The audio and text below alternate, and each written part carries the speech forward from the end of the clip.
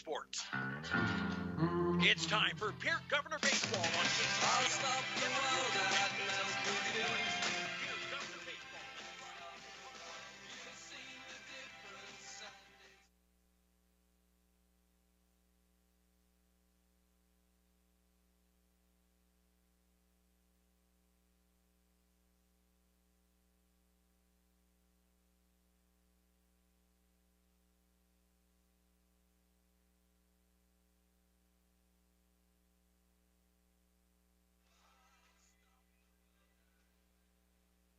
The following is a special presentation of Riverfront Broadcasting Sports.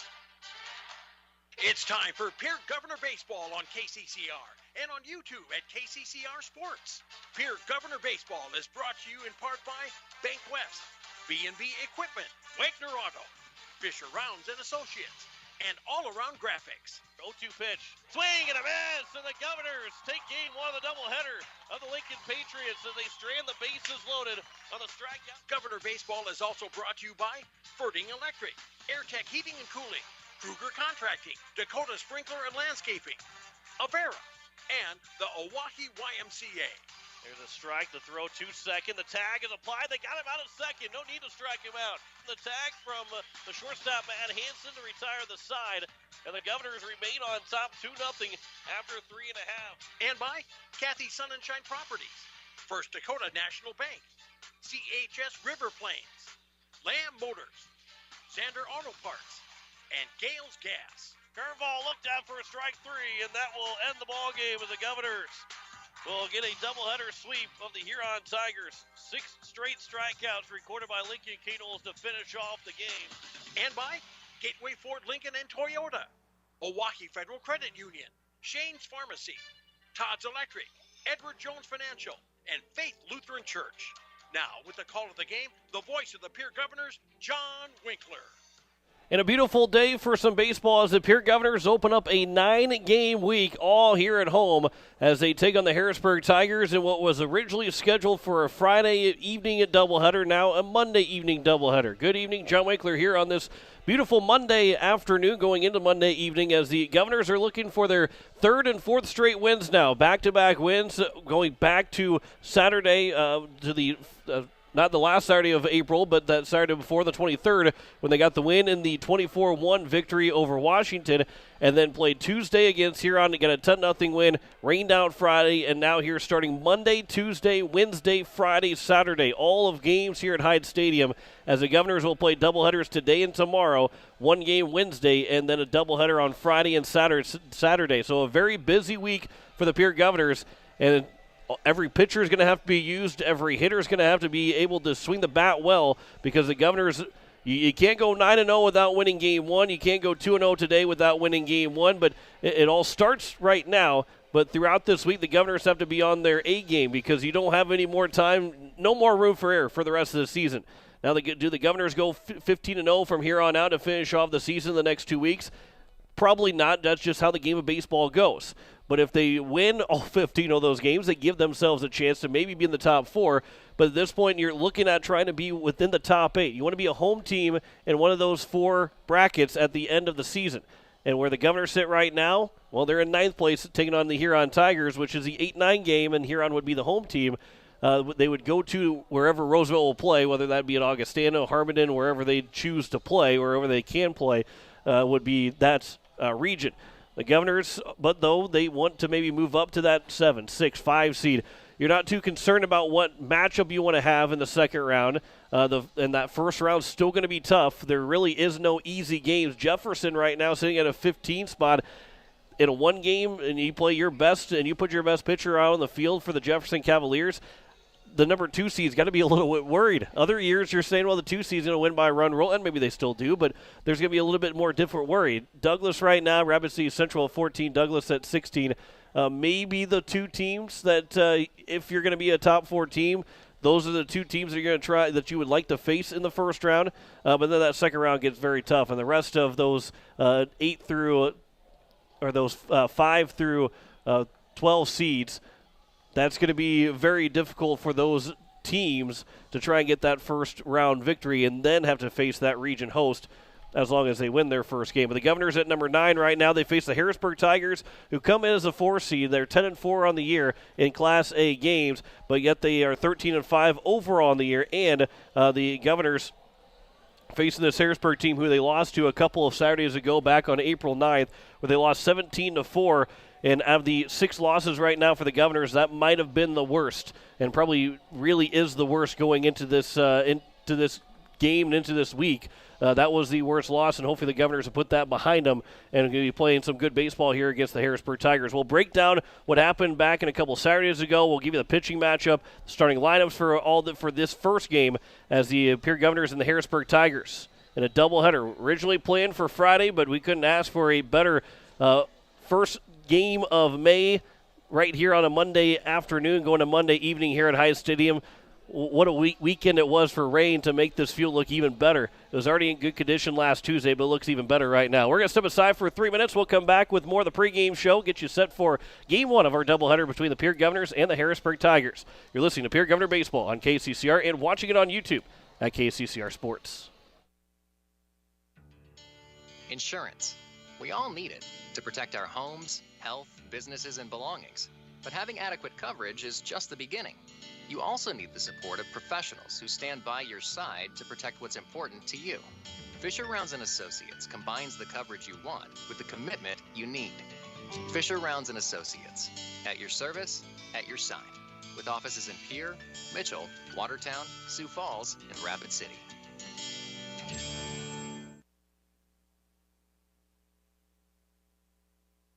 BankWest Insurance has the expertise and resources to deliver personalized service and customized solutions.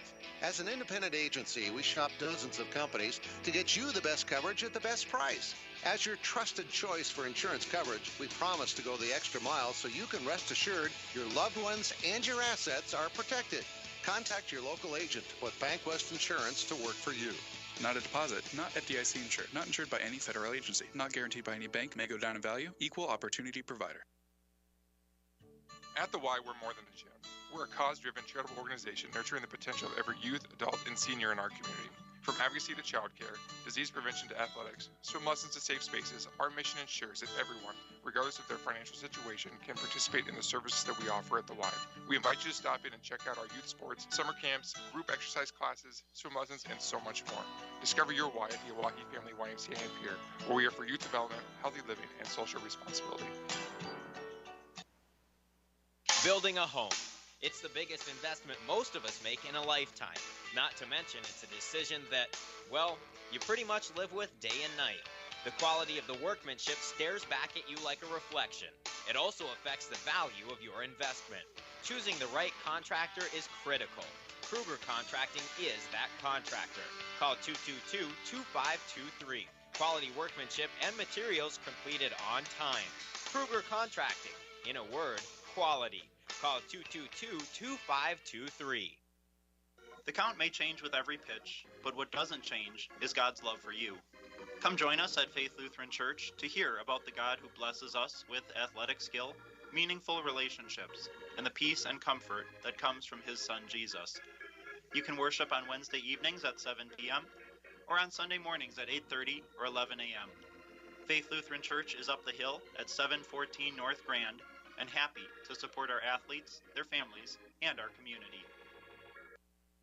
Looking for your next new or used car, truck, or SUV? Then go no further than the comfort of your own home. Shop online at lambmotor.com. On lambmotor.com, you'll find the vehicles Lambs has in stock.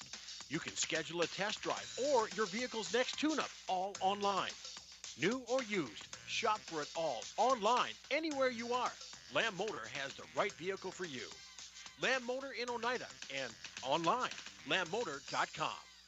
As we welcome you back here to Hyatt Stadium as we are getting set for first pitch. We're going to get set for first pitch here a little bit before 5 o'clock. So we're going to step aside one more time with the national anthem about to be played. We'll step aside for 2 minutes, come back with first pitch. You're listening to Pierre Governor Baseball on KCCR and watching it on YouTube at KCCR Sports. No one likes likes to handle electrical problems, but when they happen, call Todd's Electric at 223-2518. With over 28 years of experience, Todd's Electric can handle any type of electrical problem, whether it's residential, commercial, or agricultural. Their knowledgeable staff knows and understands the importance of your home, business, or ag facility and are prepared to help. Call Todd's Electric at 223-2518. That's 223-2518. Todd's Electric, serving the Pierre and Fort Pierre areas. The line to power. It takes hard work to reach goals. It's a truth that applies to more than just sports. It also goes for your financial goals. You work hard for your money. You deserve an investment strategy that lines up with your game plan. Your local Edward Jones financial advisor can help. If your investments aren't getting you closer to the win, visit edwardjones.com or stop by your local Pierre area Edward Jones office for a financial review. Edward Jones, making sense of investing. Member SIPC. When you're in the need for high-quality replacement auto parts, look no further than Zander Auto Parts and Machine Shop in Pierre.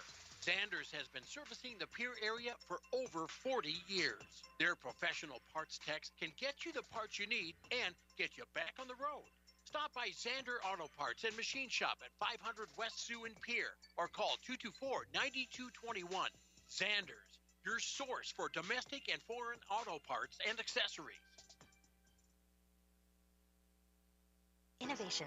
It's right here. Avera St. Mary's Hospital keeps care local for you and your family, offering comprehensive care that has earned 4 out of 5 stars by the Centers for Medicare and Medicaid Services in hospital performance and safety. Avera St. Mary's world-class care is further supported by advanced technology, 2-way video e-consults, 3D mammography, and a state-of-the-art birthing center, so you and your family don't have to go anywhere else, because innovation lives right here in Pierre. Learn more at avera.org/news.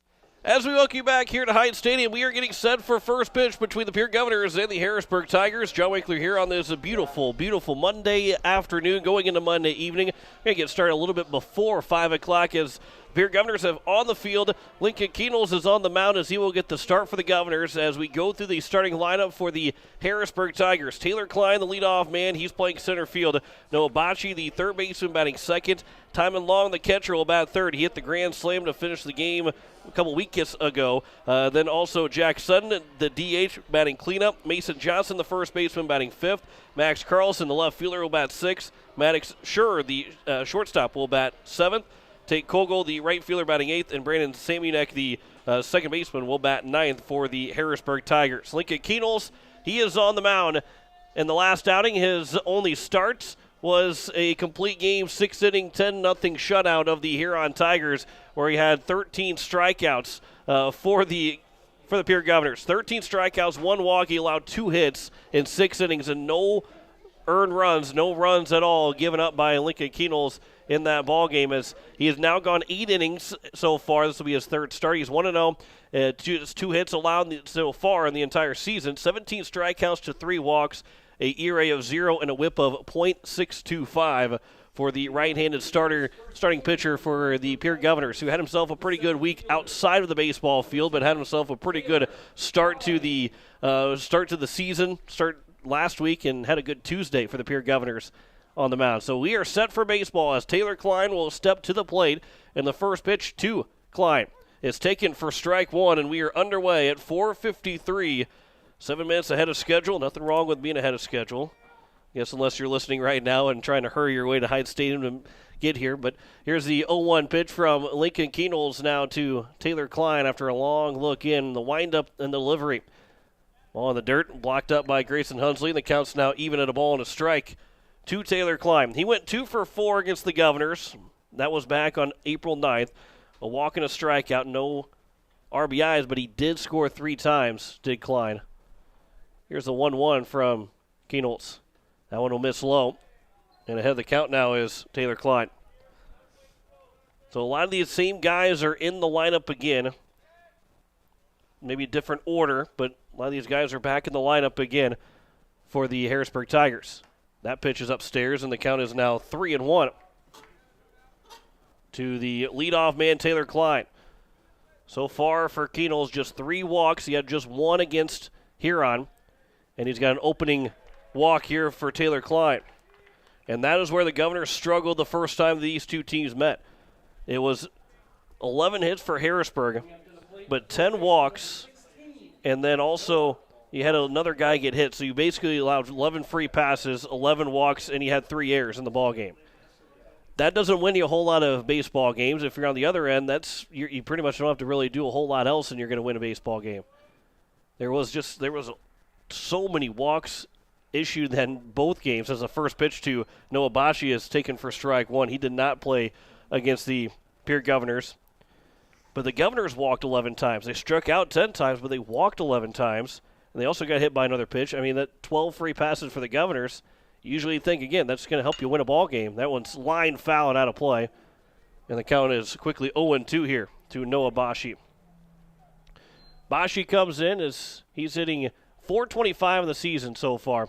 14 runs driven in, which is still not even up there. He's top 5 in the team in RBIs. Does have a home run, one of 9 home runs that Harrisburg has hit.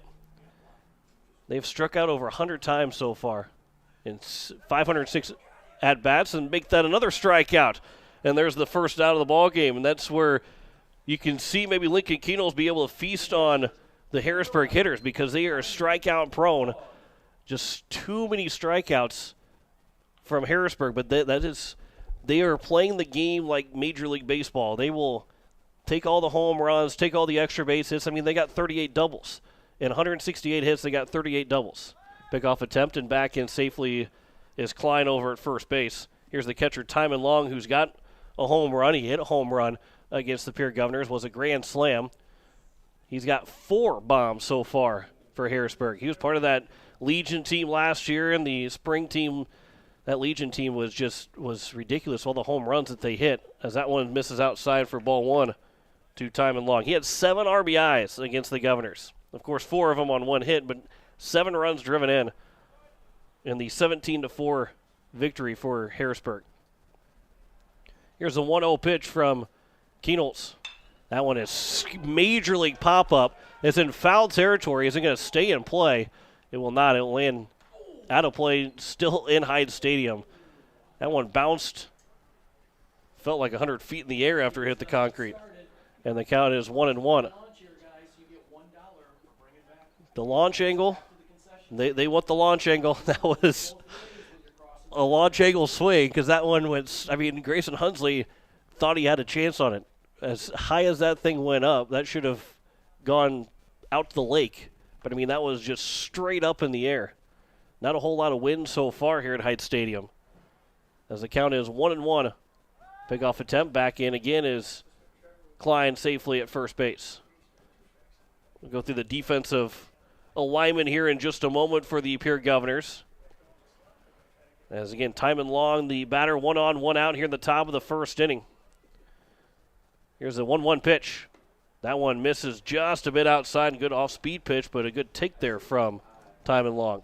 And the count's now 2-1 to the Harrisburg catcher. And Timon Long, as the third base coach, Abrahamson, given the signs. He's not looking over at him because he knows that there's no possible way that a bunt's going to be put on for him. Here's a 2-1 pitch. That one is taken at the letters for strike 2, and the count is even at 2 balls and 2 strikes now to Timon Long. On deck, Jack Sutton, the DH. He threw 3 innings against the Governors back on April 9th. Here's now the 2-2 pitch from Keenels to Long. Looks out for strike 3. And there's 2 down. Back-to-back strikeouts now for Keenels. After a leadoff walk, he's retired the next 2 with strikeouts.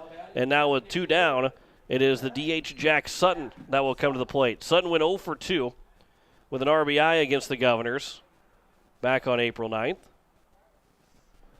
So far on the season for Sutton, he is hitting .339. Runner takes off for a second. No throw as the pitch was low. Taken for a ball and a stolen base for Taylor Klein. And now he is in scoring position. With 2 away, a base hit could drive in that first run of the ball game. As a team, Harrisburg has struck out 137 times coming in. And already 2 so far. There's a strike to Sutton, and it's now 1-1. So 137 times and a total of 652 plate appearances, 506 at-bats. Your strikeout percentage is not very good. Here's another pitch, off-speed pitch that's taken for a strike, and it's now 1-2. And what Lincoln Keenels can do so well is mix up his pitches. What a lot of high school pitchers don't do is mix up pitches, and you throw a fastball down a count, and they feast on it. Well, Keenels can mix up his pitches and even throw behind the count an off-speed pitch. There's a fastball that blows it past Sutton for a strikeout, and Keenels strikes out the side. No runs, no hits, no errors, but one man left on base. We have played a half inning, and the Pierre Governors are coming to the plate with a 0-0 score against the Harrisburg Tigers. Listen to Pierre Governor Baseball on KCCR and on YouTube at KCCR Sports. At Shane's Pharmacy, your health care is important, and Shane wants to be the pharmacist to take care of you. Shane's Pharmacy will make sure your prescriptions are filled in a timely manner, they will answer your questions, and they will even deliver to your home or office. Call 223-9200. Shane's Pharmacy, the pharmacy you know and trust. The number again is 223-9200. Shane's Pharmacy in Fort Pierre, proud to support high school athletics.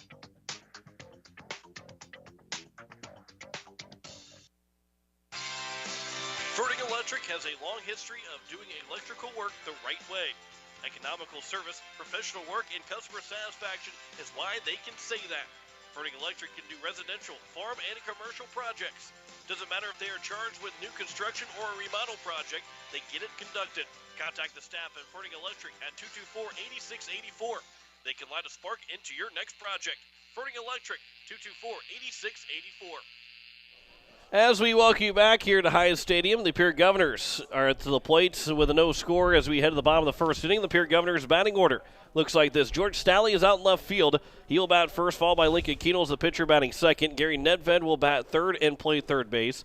Jaden Wiebe, the cleanup hitter, batting fourth and playing second base. Of course, he's a cleanup hitter batting fourth. That's how they do it. Judd Zabel is the right fielder batting fifth. Grayson Hunsley will bat sixth. He's the catcher. Jackson Edmond, the first baseman, batting seventh. Cade Kaiser, the shortstop, batting eighth. And Brecken Kruger, the number 9 man in the order. He's playing center field for the Governors. Had a terrific game on Tuesday as he made a couple of very nice catches. One diving catch out in center field. Man on the mound for the Harrisburg Tigers, that is Maddox Plack, as he's making his second appearance, and it will be his second start. In his first start, he went 5 innings, did not allow a hit. He was part of a combined no-hitter against the Huron Tigers. He went those 5 innings, 7 strikeouts, 3 walks. He did hit 1 man, so his ERA is 0 and a whip of .6. Here's George Stalley looking to get the first hit against this Harrisburg pitcher, but he grounds the first pitch on one hop over to the first baseman, Johnson, and he is retired on 1 pitch, and that is how we open up the bottom of the first inning. So here's Lincoln Keenels as we go through the defensive positioning for the Harrisburg Tigers. Max Carlson out in left. It is Taylor Klein in center. Tate Kogel in right. Noah Bashi in third base. Maddox Schur in second. Brandon Samianek in second base. Mason Johnson, the first baseman. Then behind the plate, Timon Long and Maddox Plack. We'll get you those defensive positioning for the Governors in the top of the second inning. Here's the 1-0 pitch. That will miss low to Keenels, and the count is quickly 2-0 to Lincoln Keenels, who is so far hitting .344. 17 runs driven in. He's got the team high. Jet Zabel right behind him at 13. Keenels had an RBI on Tuesday, and the Governors had just 5 RBIs in total. Half their runs were scored without putting the ball in play, or at least after an error, and Keenels draws a 4-pitch walk, and he'll make his way down to first as the first Governor base runner of the ball game. And it's now Gary Nedved. And we will have a courtesy runner, as I believe that is Trevor Rounds. It is Trevor Rounds that will run for Lincoln Keenels over at first base. And now here is Gary Nedved, the man that has been the number 3 hitter for the entire season. First pitch swinging, ground ball right side to the second baseman, Samianek for 1. Back to first, a 4-6-3 double play. And that retires the side as quickly as the Governor said something in business. The double play ends it here in the first inning. No runs, no hits, no errors, no one left on base. One complete here at Hyde Stadium. No score between Pierre and Harrisburg. You're listening to Pierre Governor Baseball on KCCR and on YouTube at KCCR Sports. Are you building a new home or remodeling the old? Adding a fireplace can make a house a home. Olson Plumbing in Pierre carries a full line of Heat-A-Later fireplaces. Whether your taste is traditional or contemporary, Olson Plumbing has a great selection of Heat-A-Later fireplaces that will fit any style. Whether you're building new or updating, call Olson Plumbing. Heat-A-Later Fireplaces, the first name in fireplaces. Olson Plumbing in Pierre is your source for the industry's largest selection of indoor-outdoor fireplaces, either gas or wood, and outdoor fire pits. Stop by their showroom at 2803 East Wells or give them a call, 224-6436. Capital City Ford Lincoln Toyota is serving the central South Dakota community and beyond with a great selection of used vehicles. Local trades and program vehicles are available. New Toyotas and new Fords are arriving and selling before they even hit the lot. So don't wait. Stop in and find out what's coming. If you've been thinking about ordering a new Ford, stop in and sit down with one of our sales specialists today. Capital City Ford Lincoln Toyota at 518 East Sioux Avenue in Pierre. Call 605-224-7378 and visit CapitalCityFordToyota.com. 5, 6, and 7 here for the Harrisburg Tigers as we open up play here in the top of the second. No score between the Governors and Harrisburg. Mason Johnson, Max Carlson, and Maddox Scherer will be the first three hitters. As Lincoln Keenels walked the first man, then struck out the next three in order in the top of the first. Here's the first pitch of the top of the second. That was over for strike one. Defensively for the Governors, didn't get to in the first inning. George Stalley is out in left, Brecken Kruger in center, and Jet Zabel in right. As the 0-1 pitch just taken for a strike. That one got off the glove of Grayson Hunsley, but still a strike nonetheless. Third base is Gary Nedved. The shortstop is Cade Kaiser. At second, Jaden Wiebe. Jackson Edmond at first. Grayson Hunsley behind the plate. And the 0-2 pitch from Lincoln Keenels. Swing and a miss. 4 strikeouts in a row for Keenels. Good morning, good afternoon, good night to open up the top of the second. As Max Carlson, the left fielder, will step to the plate. Carlson went 0 for 3 with 3 runs the first time these two teams met. 1 walk, 1 strikeout for Carlson as he awaits the first pitch from the right-hander. Swing and a miss. He was well out in front of that off-speed pitch from Keenels. And it's quickly 0-1 here to Max Carlson. So a walk and then now 4 straight strikeouts for Keenels. Here's the 0-1 pitch. That one is at the top of the zone and it's taken for strike 2. And now a quickly 0-2 count to the left fielder. Keenels peering in for the sign. Here's the 0-2 pitch. Just a bit outside, missing for ball 1. And Keenels nearly had 2/3 of the immaculate inning completed. Here's the now 1-2 pitch from Keenels to Carlson. That one's fouled back, and we'll do it again at 1-2. An immaculate inning, 9 pitches, all strikes, 3 strikeouts. Doesn't happen very often. Spencer Kelly was actually pretty close to that happening back in Game 2 of the season against the Sturgis Scoopers. He threw 3 pitches, got a strikeout, then had a 2-pitch ground out, and then a 4-pitch strikeout. 1-2, misses upstairs, maybe a little inside, and it's now 2-2. So I say he was kind of close. He had an 8-pitch inning, got 2 strikeouts. He didn't actually have the 3rd strikeout, but flip-flop, a swing and a miss and a strikeout and 1 less pitch. It was everything. Actually, he had 9 pitches for the strikeout, but for the 2 strikeouts, so the count's now 3-2. But it was all 9 strikes. So now here is the 3-2 pitch from Keenels to Carlson. Misses outside and from 0-2. Max Carlson is able to foul off 1 pitch and then draw the walk. So there's now 1 on and 1 out here in the top of the second for Max Scherer. Scherer in game number 1 went 0 for 1. That was, again, back on April 9th, and we're in game 1 here. 2 runs, 1 RBI. He walked twice in that win. Here's the first pitch. That one is right down the middle for strike 1. Carter Hoffman not playing in game 1. He had 3 of the 17 runs driven in. They had 16 RBIs. Of the 17 that scored, they had 16 RBIs in that game. Runner takes off for a second. The pitch is high and inside. And no chance for a throw from Hunsley, so another stolen base. That's the second stolen base already. Both guys have walked. Both guys have stole second base. Here is Schur with a 1-1 count now. Stolly deep out in left field, and this Harrisburg team, they can hit the ball around the yard. Really not a guy in the lineup that you want to play in on, as that's a pitch that's looking at for strike two, and the count's now 1-2. Same with Zabel out in right field, and Breck and Kruger playing pretty much kind of deep out there in center field. 1-2 pitch, swing and a miss. Keenels has now got his 5th strikeout. 2 down.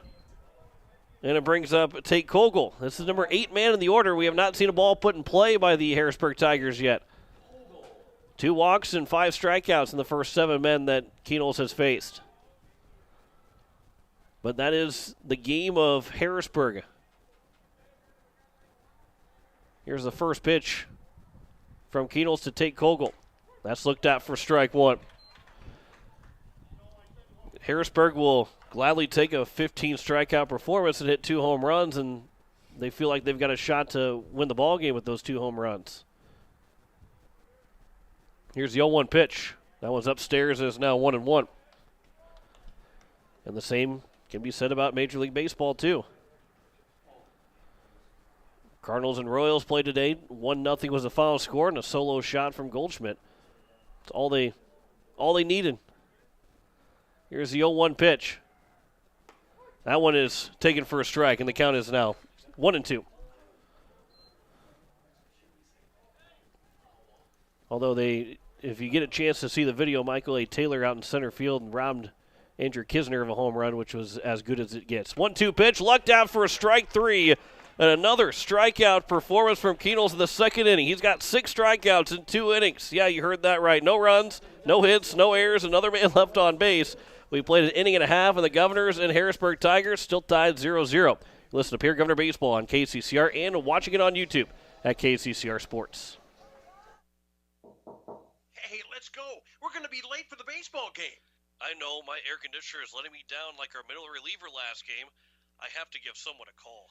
That's easy. Call in the closer, AirTech Heating and Cooling. They use Coleman brand heaters and air conditioners, and like our team's closer, AirTech with Coleman products give us quality and dependability we can trust to win the game. You're right. I'm going to the bullpen. AirTech, I need you. Most of us already know that Gales Gas of Pierre is the place to call for propane. They offer an automatic fill plan so you never have to worry about running out of propane. They accept debit and credit payments or a budget payment plan to spread out the cost throughout the year so you never have surprises when you get your bill. For delivery, convenience, and great customer service, call Gales Gas at 224-5518. That's Gales Gas at 224-5518.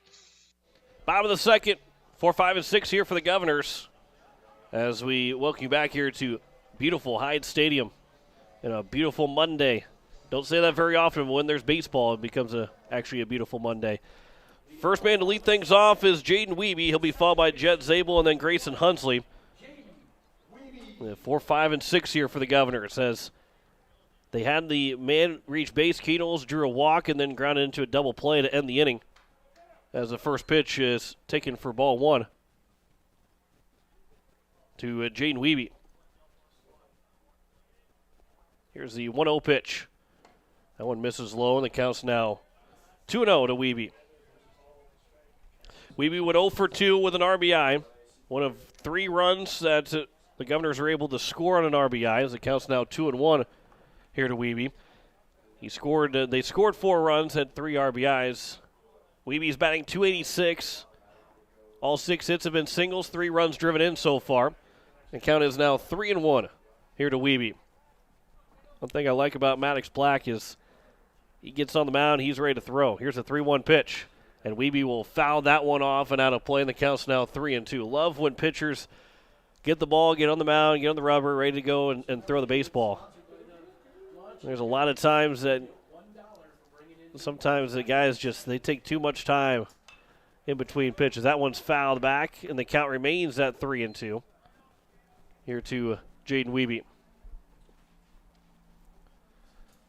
Now it's going to take a little bit longer. The throw back from the catcher long went a little high. And then, of course, from the bench, most likely said, don't make your pitcher work. As a catcher, you don't like to hear that being told to you very often. Here's a 3-2 pitch. Wiebe will foul that one out of play. That one will get across the street, maybe on the street. And it's going to get into the Capital Lake. And a $1 bill will be lost. Although Blake Dean, he said he maybe gives someone $5 if they go. That was a ground ball left side, through for a base hit. There's our first of the ball game. Good piece of hitting from Jaden Wiebe. And the Governors have the leadoff man on to open up the bottom of the second. 7th hit of the season now for Jaden Wiebe, and he's got Jet Zabel hitting behind him. The right fielder who is coming in with the second most RBIs of the team. 13 runs driven in for Jet Zabel, .353 batting average. 2 doubles for Zabel. Here's the first pitch. That one misses outside for ball 1. The left-hander, the first left-hander in the lineup, with then Jackson Edmond, the other left-hander in the lineup. Pickoff attempt. Diving back in safely is Wiebe over at first base.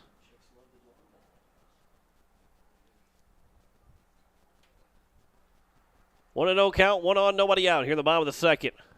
1-0 pitch to Zabel is on the outside edge. It's now 1-1. Landon Badger over at third base. Coaching third base. Ryan Kruger coaching first base. Yells out some numbers. See if a steal is on here for Wiebe or not. Wiebe does take off. Zabel swings at it. It was a hit and run. The throw to second is going to be in time, and they've got Wiebe thrown out at second base. On the swing from Zabel, you can tell that was a hit and run because that was not a pitch that's in the strike zone that you're going to swing at, but because the hit and run was on, you're trying to put the ball in play. Unable to get a piece of it, and Wiebe was thrown out at second. So there is now 1 down, and the count is 1-2 to Zabel. Here's the 1-2 pitch. Zabel takes it high for ball 2, and it's now 2-2. So now nobody on here in the bottom of the second with 1 away. Here's the 2-2 pitch. Zabel will put it the other way, but it will slice foul. Nearly getting a Randy Johnson incident. Looked like the Birds were getting pretty close to being hit. But the count is 2-2, and it is a foul ball, and no Birds are harmed in that foul ball from Zabel. So back from the windup. Plack the 2-2 pitch. Zabel will spoil that one. Fouled out of play. And that one will just miss some cars. And just after 5 o'clock, there might be some cars out there that are part of the stands here at Hyde Stadium. Zabel will sky this one out to left field. That one will slice to the line. Stays in fair territory, and the left fielder Carlson will make the catch. And there's now 2 down here in the bottom of the second. And that'll bring up the number 6 hitter in Grayson Hunsley. Grayson Hunsley, so far on the season, he is batting .394, 3 doubles, 11 runs driven in. Third most of the team. He's the other of the 3 guys, as we talk about Keenels at 17 RBIs, is Zabel at 13 RBIs, and then Hunsley with his 11. That is third most on the team, and those are the 3 guys that have 10-plus runs driven in so far. 1-0 pitch is up high to Hunsley, and the count's now 2-0. On deck is the other lefty in the lineup, and Jackson Edmond. Here's the 2-0. That one misses low and outside, and the count is quickly 3-0 here to Grayson Hunsley. He will most certainly be courtesy ran for. Here's the 3-0 pitch. That one is over for a strike and is now 3-1. That is as long as he gets on base. End up being a courtesy runner. Counts 3-1. Still good hitters count here for Grayson Hunsley. 3-1 pitch is lined back up the middle for a base hit. 2-out single for Grayson Hunsley. The inning will continue for Jackson Edmond. And that's the second hits of the inning for the Pierre Governors. And a good hitters count. And just put it right back where it came from. As Spencer Easland will be the courtesy runner for Grayson Hunsley. Governors have new jerseys wearing for the first time here. in 2022. Got the black jerseys, green letters, numbers. Got the Pierre Baseball logo in front. Counts 1-0 here to Jackson Edmond. You got a full solid color for their numbers. Kind of faded into a different color in the other jerseys, as there's a swing and a miss by Edmond. The count's now 1-1. Edmond hitting 100 so far, just 1 for 10 on the year. He did triple in his one hit. Drove in 2 runs so far on the season. Pickoff attempt, and Easlin is back in safely. So here at the 1-1 counts. Swing and a miss by Edmond. It's now 1-2. A lot of cars out there in the Harrisburg bus out in the right field parking lot. And Edmond was maybe trying to take out a window somewhere. Here's the 1-2 pitch. That one's upstairs. Runner takes off, and Easlin to throw to second. He is sliding in headfirst safely. The pitch was high, and the count's now 2-2. And a good steal there from Spencer Easlin, and he is on at second. He is in scoring position, the first runner of the ball game in scoring position for the Governors. And now the 2-2 pitch, and Edmond will swing and miss and strike out. First strikeout of the ball game for Plack, and that will retire the side. No runs, 2 hits, no errors, 1 man left on base after 2 completes. No score between Pierre and Harrisburg. You listen to Pierre Governor Baseball on KCCR and watching it on YouTube at KCCR Sports. People helping people. Have you ever wondered what the benefits are of becoming a Owyhee Federal Credit Union member?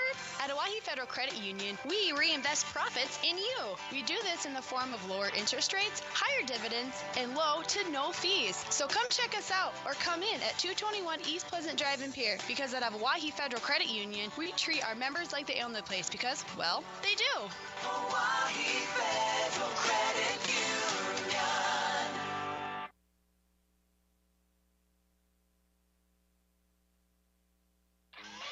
Wondering what to do with that pitted and rutted drive? B&B Equipment will get you covered. Wanting to put something down the ground? B&B Equipment will put a hole in your project. Need to even up that property?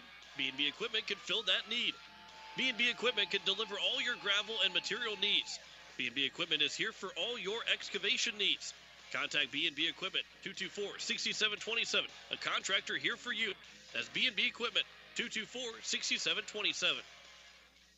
Top of the third inning, no score between the Pierre Governors and the Harrisburg Tigers, 9-1-2. Brandon Saminek. How about Samonic? There we go. Brandon Samonic, Taylor Klein, and Noah Bashi. First 3 hitters for the Harrisburg Tigers. First pitch to Samonic. Line shot right to Nedved. He'll make the catch. There is no throw to first base. He caught on the line, and 1 pitch and 1 out. And that is the first ball put into play. It was hit on the nose right to Nedved over at third base. But the first guy to put the ball in play is a number 9 hitter for the Harrisburg Tigers.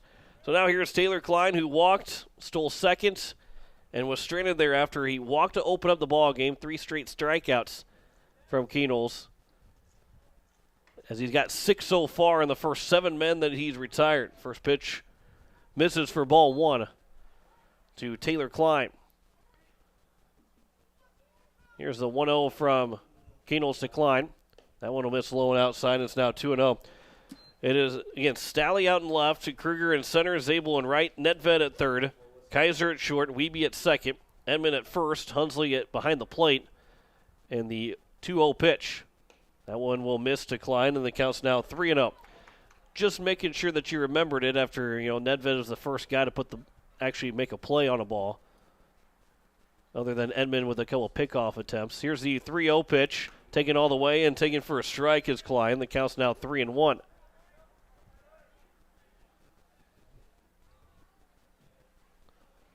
Here's the 3-1 pitch from Lincoln Keenels. Instead, he'll step off and go through the signs one more time. Here's a 3-1 from Keenels to Klein. Swing and a miss, and it's now 3-2. On deck, Noah Bashi, the third baseman. Keenels looking to come back from a 3-0 count. It's now 3-2 in the payoff pitch to Klein. Swing and a miss. There's strikeout number 7 for Lincoln Kenols. And there's 2 down here at the top of the third. And it will bring up Noah Bashi, the third baseman, who is one of 7 strikeout victims for the Pierre Governor starting pitcher. Only Max Carlson and Simonik have not been the only 2 guys to strike out. First pitch is over for strike 1 to Bashi.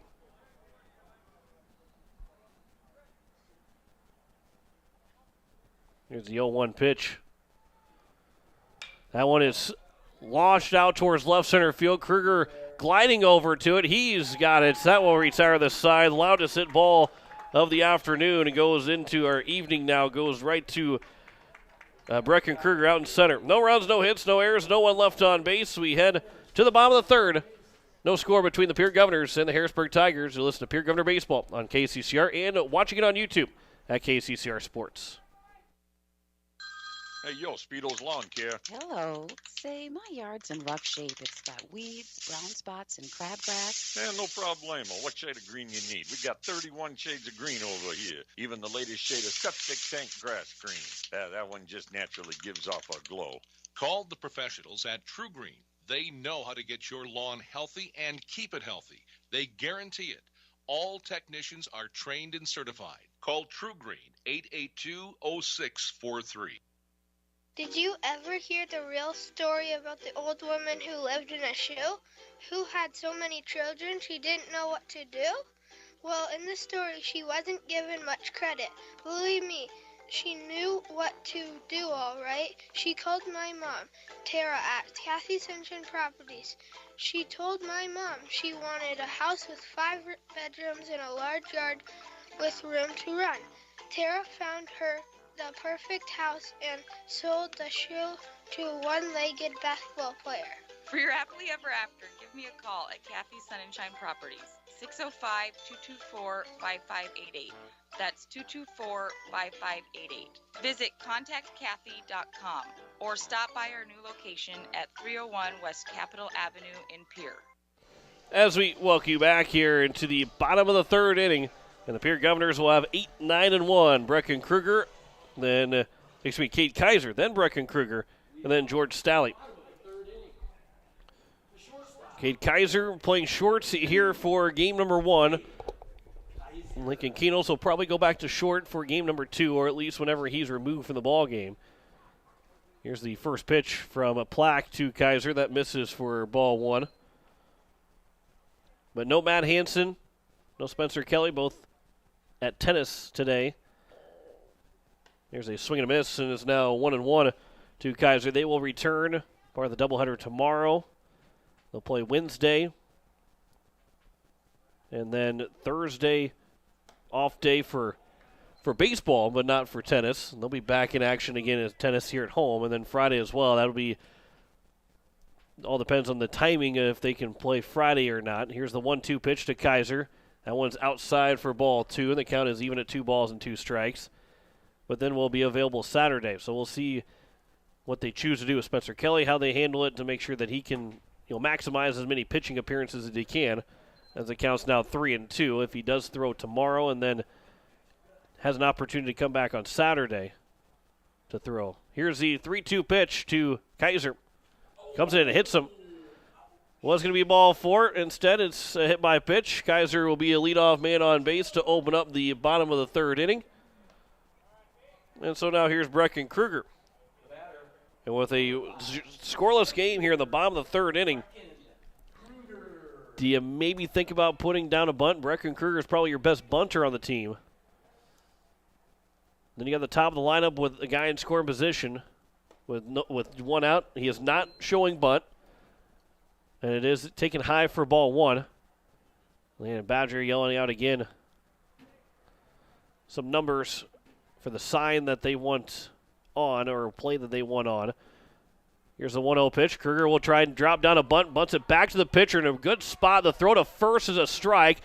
Rounding second a little bit too far, almost too far was Kaiser. He dives back in safely. Kruger nearly bunted the ball past the pitcher and Plaque over the shortstop area where that easily would have been a base hit, but it is a sacrifice. Score at 1-3.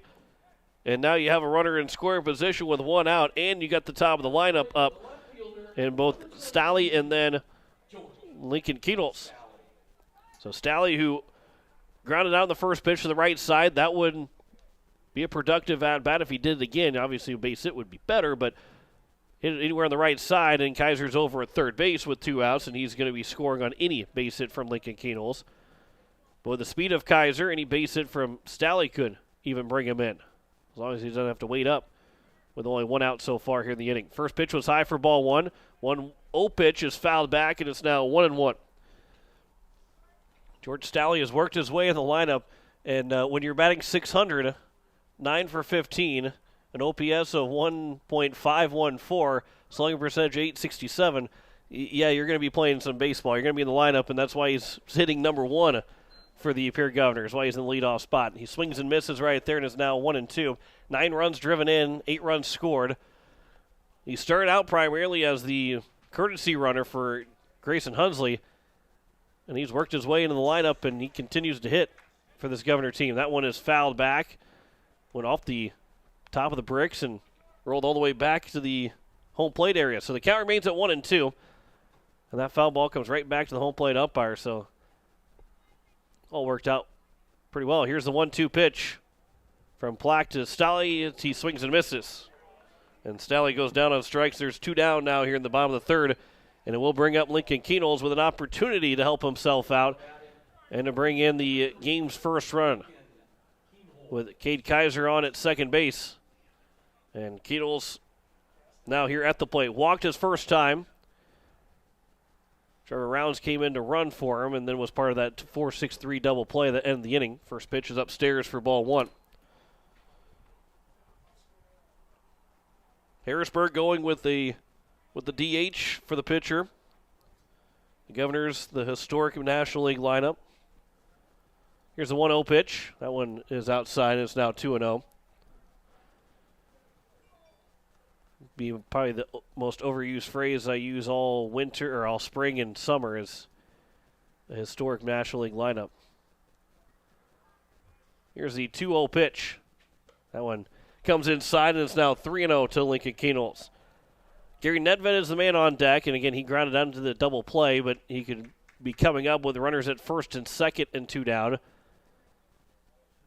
As Plack throws a 3-0 pitch, doesn't tempt the zone, a 4-pitch walk, and Keatles has drawn a walk in both of his trips to the plate, and is now first and second with 2 away, and it brings up Gary Nedved. Are they going to allow Keatles to run for himself? Nope, no. Get Rounds back out there at first base. Derek Campbell now over at first base. Like I said, it's only weird if it doesn't work. You know, that their strategy is to move guys in different positions on the coaching box to try and get the offense generated somehow. First pitch from Nedved is fouled out of play, and it's 0-1. So now Dirk Campbell over at first base. Counts 0-1 here to Gary Nedved. Here's the 0-1 pitch. Leaves that outside for ball 1. Count is even at a ball and a strike. Nedved, .541 batting average coming into the day. 5 doubles, 1 triple, 7 runs driven in on 20 hits. He'll ground that one back up the middle, be fielded by the shortstop. He'll tag the bag at second, and Sure will end the third inning.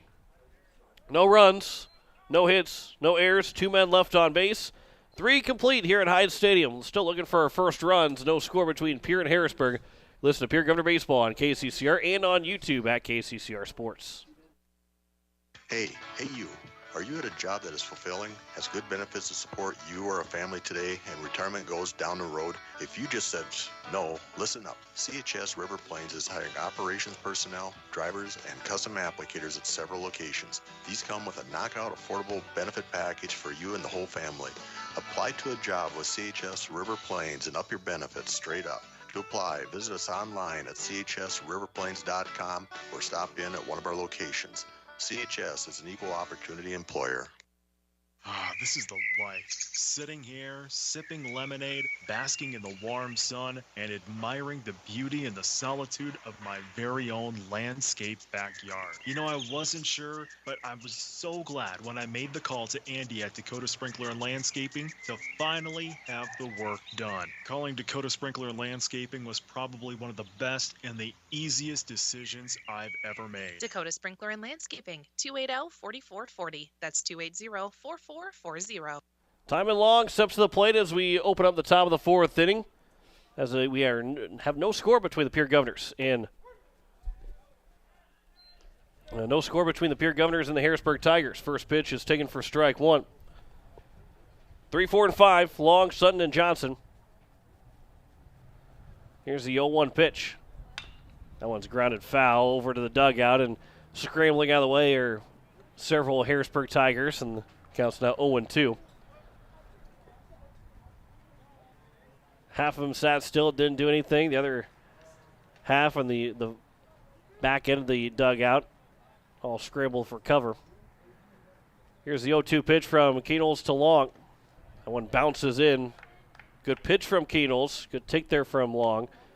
Counts now 1-2. And an 0-2 count against this Harrisburg team.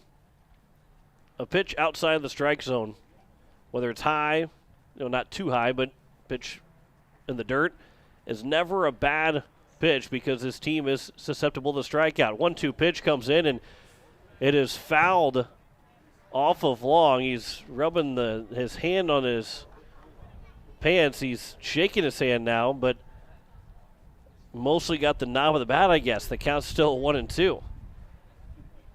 And either he got hit by it and he doesn't want to reach base that way, or it just got mostly the handle or the bottom of the bat, the handle of the bat,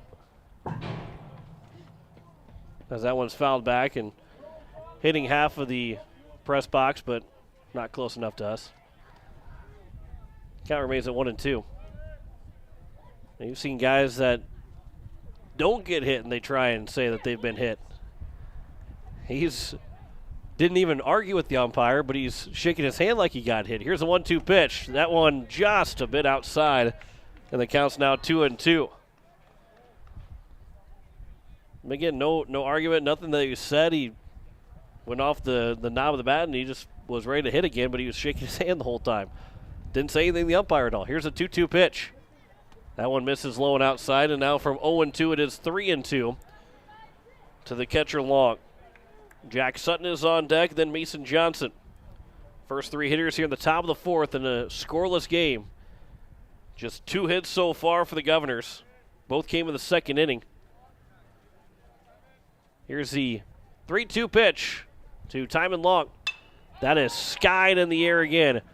In foul territory, and it's going to get out of play and land a couple of rows deep in the stands. And again, Long hit that so high. The fact that it barely made it out, that's a major league pop-up foul and out of play. So we'll do it again here at 3-2. That was over by the Harrisburg crowd that has made the 3-hour trip here to Hyde Stadium. Here's a 3-2 pitch from Keenels to Long. That's a curveball that misses just a bit upstairs, and it will be a leadoff walk issued to Timon Long, the catcher. And we will have a courtesy runner. But Jack Sutton now will come to the plate. The Harrisburg Tigers will have courtesy runner. And that is going to be number 17, which is Will Simmons. Here's the first pitch to Jack Sutton. Runner takes off, is taken for a strike, and Hunsley was a curveball that Simmons took off on. Taken for a strike. When Hunsley came up, lost the grip of the baseball. I don't think there's any shot at getting Simmons anyway. The count is 0-1, but another runner in scoring position for Harrisburg. It's the third time they've stolen first base to second on Keenels. And a base hit could give Harrisburg the lead. Here's the 0-1 pitch to Sutton. Ground ball left side. That's not going to get Simmons over to third base. A throw from Nedved. Great job by Gary Nedved, looking Simmons back to second and then firing across the diamond for the first out. And there's one down here in the top of the fourth, and the runner still at second base. And here's Mason Johnson, who is 0 for 1. Will Simmons, he is not had any play. They've got him listed here in the batting average. I guess because he has ran at some point, but he has not thrown at all. He has not hit for Harrisburg. As the first pitch is taken for strike one to Mason Johnson. He is scheduled to go to North Carolina to pitch for the Tar Heels of the ACC next year. The 0-1 pitch. There's a swing and a miss. It's now 0-2. That is depending on the draft status of Will Simmons. I've not seen any. Austin Henry of Del Rapids plays for Renner. He's rated pretty high, but he had surgery. There's a line shot out towards right center field. Zabel going back. He'll make the catch. Simmons will tag. He's on his way to third. Wiebe will fire it over to third. It goes high. It goes off the netting, so it stays in play. Simmons is at third base. It will not go down as an error because Simmons was going to be there anyway, but that throw thankfully was high enough over Nedved, but not too high, where it bounced at the netting, stayed in play, and all it does is doesn't look like anything in the scorebook. It just is a fly out to right field where Simmons took third base, and there's now two down, and it brings up Max Carlson, and a base hit will give Harrisburg the lead with 2 outs here in the top of the fourth inning. Here's the first pitch to Carlson. That one's taken for strike one. But Austin Henry was like a number 17 in the prospects coming out of high school. His spin rate is ridiculous. That every major league team, and again, analytics is something that is a friend of Austin Henry, but he had surgery, so we'll see then. Maybe he's committed to go to Wichita State and pitch for the Shockers. Here's a 1-1. That one is fouled off of Hunsley, and the count's now 1-2, and a strike away from getting out of this inning. Max Carlson walked his first trip to the plate. But Simmons was part of that big duo combo 1-2 punch of Chase Mason, Will Simmons. That one will bounce in. The count's now 2-2. That Harrisburg Legion team, and the Governor or the Post State Legion team knocked them off to get to basically the semifinals in the state tournament last year. The dangerous duo that they had. Here's a 2-2. Check swing. They're going to say he went around. That's a strike. That's a strikeout of Carlson.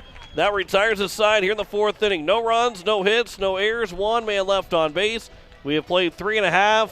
See if the Governors can get on the board first. No score between Pierre and Harrisburg. You're listening to Pierre Governor Baseball on KCCR and watching it on YouTube at KCCR Sports. Wagner Auto Company is your complete transportation headquarters. You'll find a great selection of quality new Buick, GMC, Chrysler, Dodge, Ram, and Jeep vehicles, plus a great selection of quality pre-owned and certified pre-owned vehicles. They'll take good care of you after the sale with a full-service parts and body shop, along with a friendly financing team that'll do their best to get you into your next new or pre-owned vehicle with financing that fits your budget. Wagner Auto is your local, family-owned, full-service dealership in Pierre. WagnerAuto.com. That's WagnerAuto.com. Comtech is a total technology solutions provider. Comtech is ready to get technology to work for you, not against you. Stop into Comtech to see our selection of TVs, home audio systems, computers, and security systems. They have brand names like Samsung, Bose, Sonos, and Lenovo, just to name a few. Comtech has what you're looking for in technology. Stop in at 1601 Lowell Avenue in Pierre or visit their website at comtechplus.com. Comtech, your trusted technology solutions provider. It is the bottom of the fourth inning, and the Pierre Governors and Harrisburg Tigers still scoreless. John Winkler here on this Monday evening, as we head to the bottom of the fourth inning. And it will be 4, 5, and 6. Jaden Wiebe, Jet Zabel, Grayson Hunsley. scheduled to have Blake Dean rejoin me here in the broadcast booth on Wednesday. That one lone game against Rapid City Stevens. Was happy to have him last Tuesday against when they played the Huron Tigers. He did a phenomenal job in his first appearance behind the mic. Loved having Blake along with me for that game. There's a first pitch swinging, and as will land foul just past the outstretched arms of the first baseman Johnson down the line. And it landed foul. That could have been extra bases if that had hooked inside the first base line. The count is now 0-1 here to Wiebe.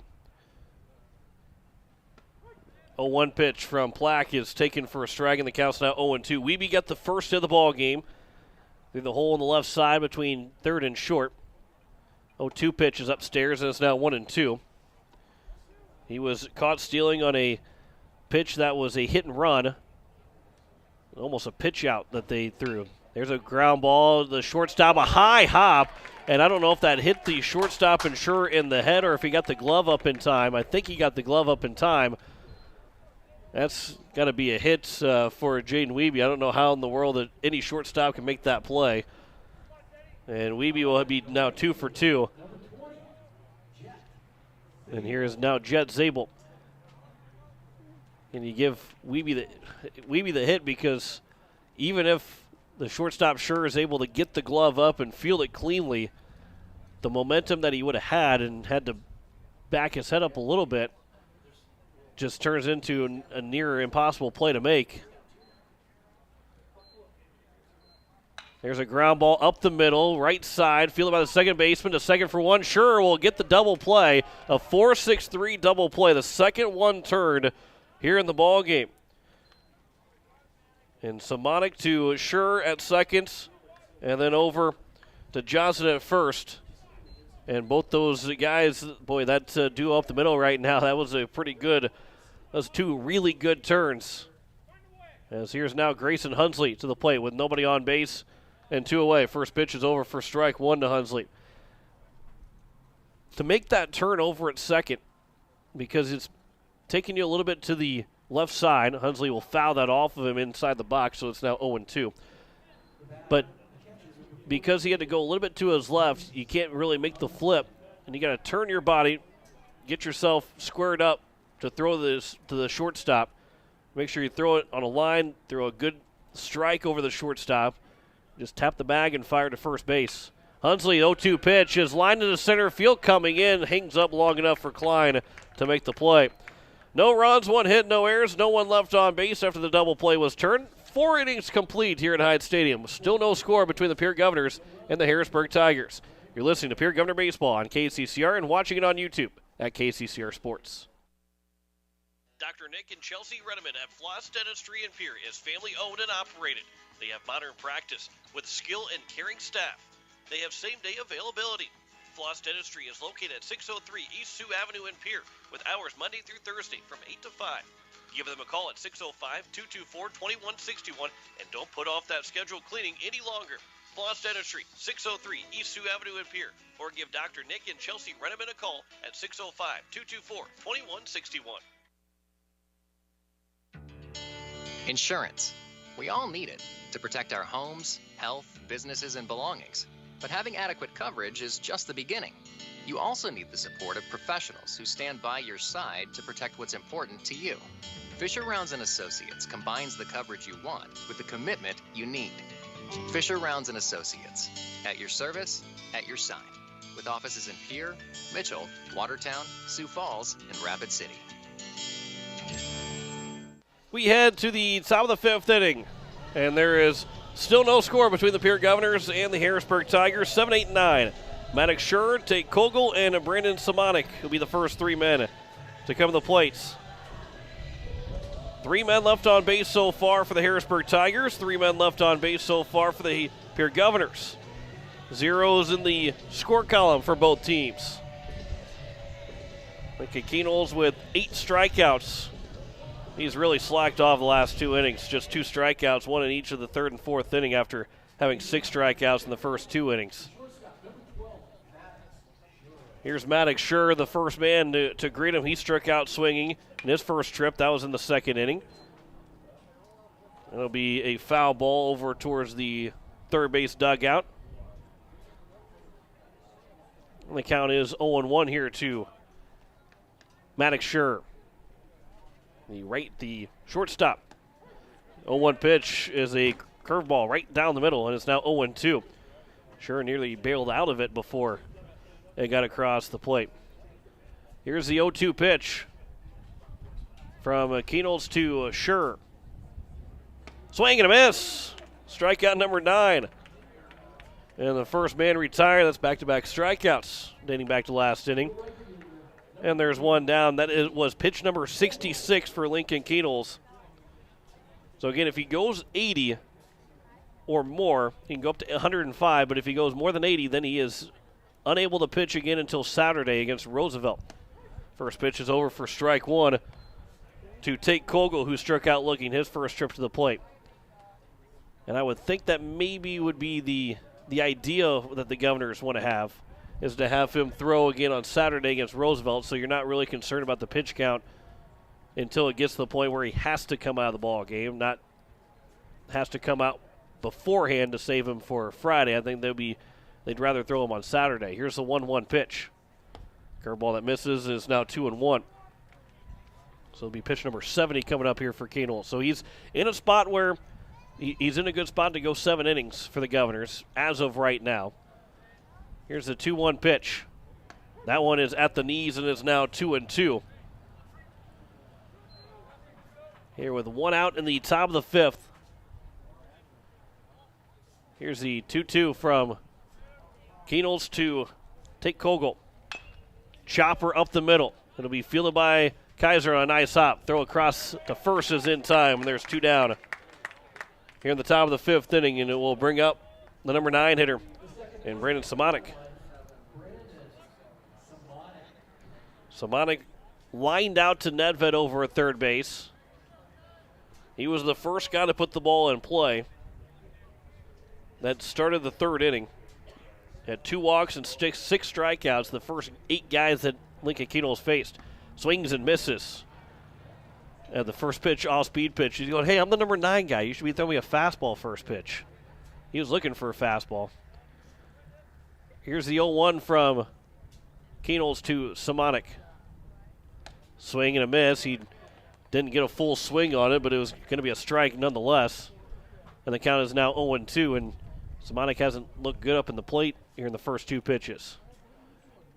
Here's the 0-2 pitch from Keenels. They'll foul that one out of play. Much better swing and was on it. And it will remain at 0-2. Here to Brandon Simonik, the number 9 hitter. Taylor Klein, the leadoff man. He is waiting on deck. Keenels from the windup. He'll deliver the 0-2 pitch. Curveball swung at, missed for strike 3, and that will retire the side. 2 strikeouts in the inning. Make that 10 strikeouts in the ball game for Lincoln Keenels. And we have played 4.5 in the Pierre Governors. They are still looking for that first run as we are scoreless between the Pierre Governors and the Harrisburg Tigers. You're listening to Pierre Governor Baseball on KCCR and watching it on YouTube at KCCR Sports. BankWest Insurance has the expertise and resources to deliver personalized service and customized solutions. As an independent agency, we shop dozens of companies to get you the best coverage at the best price. As your trusted choice for insurance coverage, we promise to go the extra mile so you can rest assured your loved ones and your assets are protected. Contact your local agent to put BankWest Insurance to work for you. Not a deposit, not FDIC insured, not insured by any federal agency, not guaranteed by any bank, may go down in value, equal opportunity provider. At the Y, we're more than a gym. We're a cause-driven charitable organization nurturing the potential of every youth, adult, and senior in our community. From advocacy to childcare, disease prevention to athletics, swim lessons to safe spaces, our mission ensures that everyone, regardless of their financial situation, can participate in the services that we offer at the Y. We invite you to stop in and check out our youth sports, summer camps, group exercise classes, swim lessons, and so much more. Discover your Y at the Oahe Family YMCA in Pierre, where we are for youth development, healthy living, and social responsibility. So we head to the bottom of the 5th inning, still looking for our first run of the ball game. 0-0 is our score as Jackson Edmond Kate Kaiser and Brecken Kruger will come to the plates. 7, 8, 9 here for the Governors. Maddox Black has allowed just 3 hits, 2 to Jaden Wiebe and 1 to Grayson Hunsley. He has allowed 2 walks and has hit 1 man. That is Kaiser, who's coming up second. Was going to walk him if it would have been a ball. Well, it was going to be a ball, obviously, as Edmond will check swing on the first pitch. That gets to the dirt and gets to the backstop. Edmond struck out swinging his first trip to the plate. That was in the bottom of the second. That retired the side. That one's upstairs. It's now 2-0. What a pitcher's duel we have so far through 4.5 innings. Between Lincoln Keenels and Maddox Black, we have seen some fantastic pitching between these two guys. And this is the second time that Maddox Black has been able to pitch. He went 5 innings in the first game and did not allow a run. He did not allow a hit either. He threw a combined no-hitter against the Huron Tigers. But a 4-pitch walk to Jackson Edmond, 3rd walk issued, and the Governors have the leadoff man for the 4th time in the ball game. Only the first inning did the Governors not have the leadoff man aboard. So now here is Cade Kaiser. First pitch is upstairs for ball 1. To Kaiser, he was hit by a pitch, got to second, and then was left stranded as it was first and second. Best inning the Governors had offensively. 1-0 pitch, that one's over for a strike, and the count's now 1-1 after missing 5 straight to open up the inning. I think maybe Cade Kaiser, after that first pitch was missed, was waiting on that second pitch, or waiting for that first strike. That one's fouled back, and the count's now 1-2. Brecken Kruger is on deck. And then it's back to the top of the order. Here's a 1-2. Kaiser pops it up, foul, right side.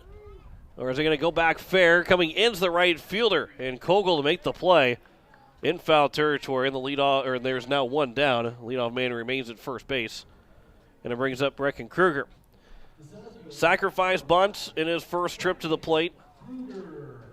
And with 1 out here in the bottom of the 5th, and I wouldn't say put the bunt out of play here because runs are at a premium. All it takes is 1 base hit, but Kruger will swing away the first pitch and foul it back. I think that's the smart decision to try and have Kruger get a base hit and trying to bunt him over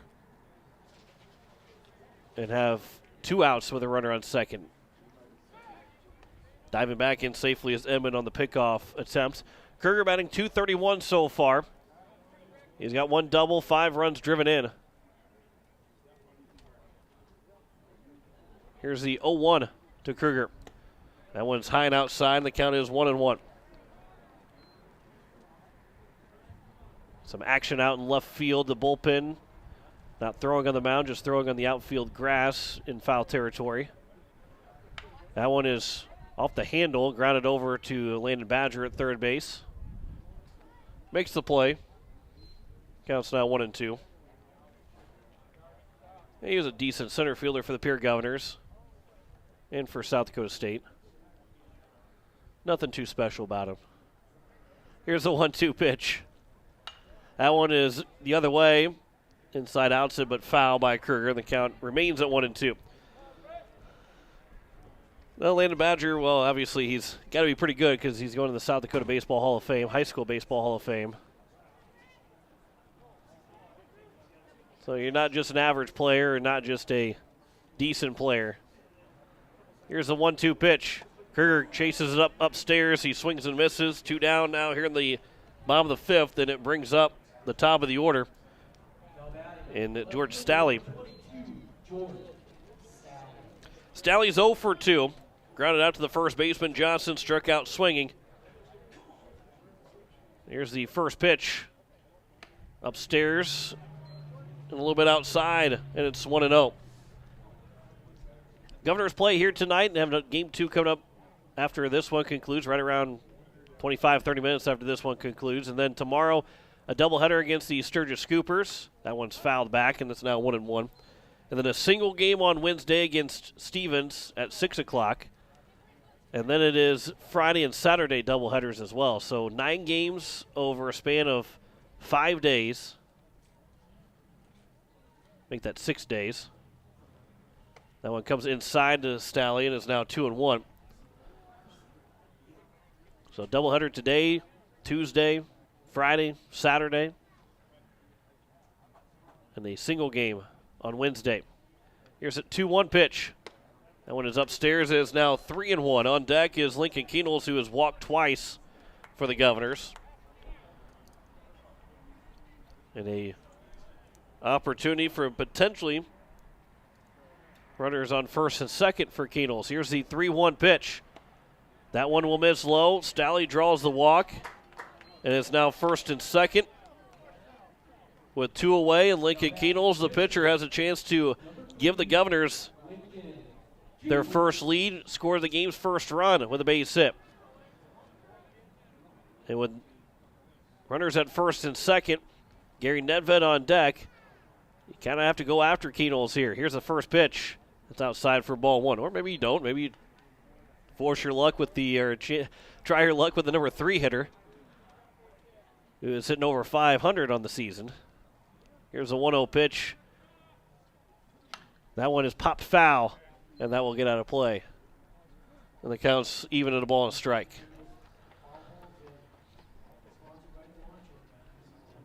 So Keenels here in the bottom of the 5th inning.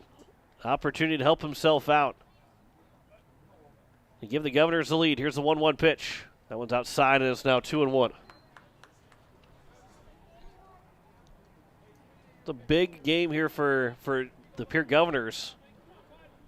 Hey, it's a big game for Harrisburg. They don't want to fall the Governors, but for Pierre to get a big win, seed point wise over Harrisburg, and get back to 500. There's a ground ball. The second baseman fielded by Simonik, and he'll step on the bag at second to retire the side.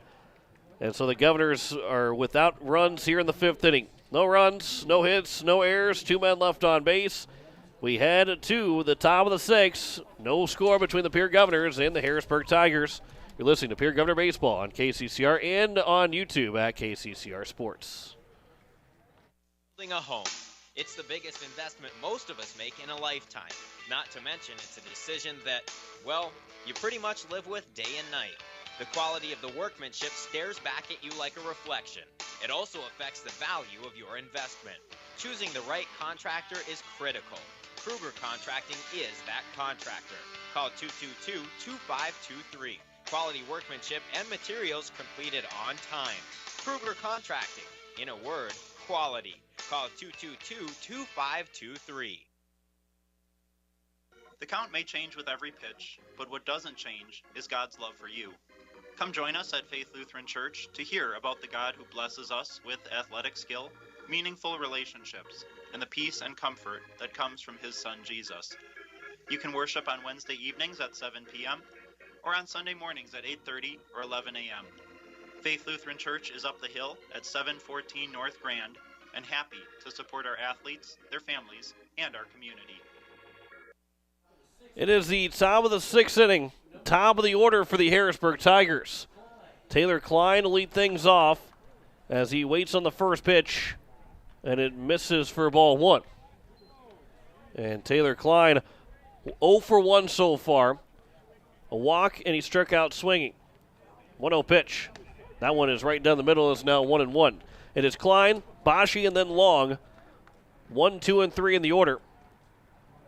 Here for the Harrisburg Tigers. Here's the 1-1 pitch. That one will miss outside for ball 2. And the count is now 2-1.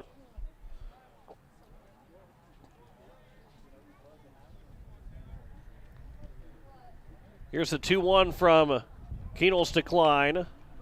That one is fouled back, and it's now even at 2 balls and 2 strikes.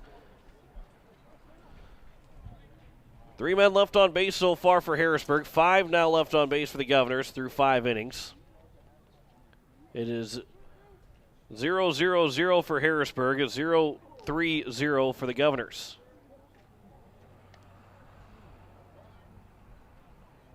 Keenels from the windup, the 2-2 pitch. Looked out for strike 3, and Klein goes down looking for the first strikeout of the 6th inning. And Lincoln Kienels now with 11 in the ball game. Second time that Klein goes down on strikes. And here's Noah Bashi. Klein wasn't too happy with that strike 3 called against, but it is 1 down here in the top of the 6th inning. Here's Bashi. First pitch is over for strike 1. He turns his head. Kienels' off-speed pitch has been very good so far in this game. Trying to find some way to say it, because very good may not, maybe an understatement. There's a swing and a miss, and it's now 0-2 to Noah Bashi. He is 0 for 2, strikeout, and also flew out to center field. Here is the 0-2 pitch from Kienels to Noah Bashi. Swing and a miss, and back-to-back strikeouts. 3 in a row dating back to last inning. And there's 2 down here in the top of the 6th. And that brings up Timon Long. I talk about Kienels slacking in the 3rd and 4th inning with just 2 strikeouts after having 6 in the first 2 innings. Well, now he's got 4 in the last 2 innings. I'm sure he heard me say that too, but here is now Timon Long, who is 0 for 1, struck out looking and also walked. First pitch, he fouls that one back, and it's 0-1 to Timon Long. He'll be followed by Jack Sutton to see if he's able to reach base.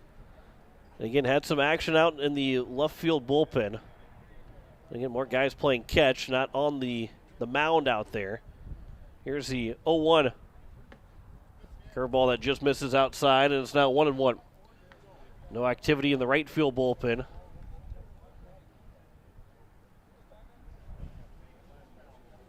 Here's the 1-1. Too long. Swing and a miss, and it's now 1-2. And Kienels looking to retire Long for the 2nd time. Base is empty here. 2 outs to the top of the 6th. Kienels from the windup delivers the 1-2. Good pitch outside. Good block from Hunsley. But Long not biting on it, and the count's now even at 2 balls and 2 strikes.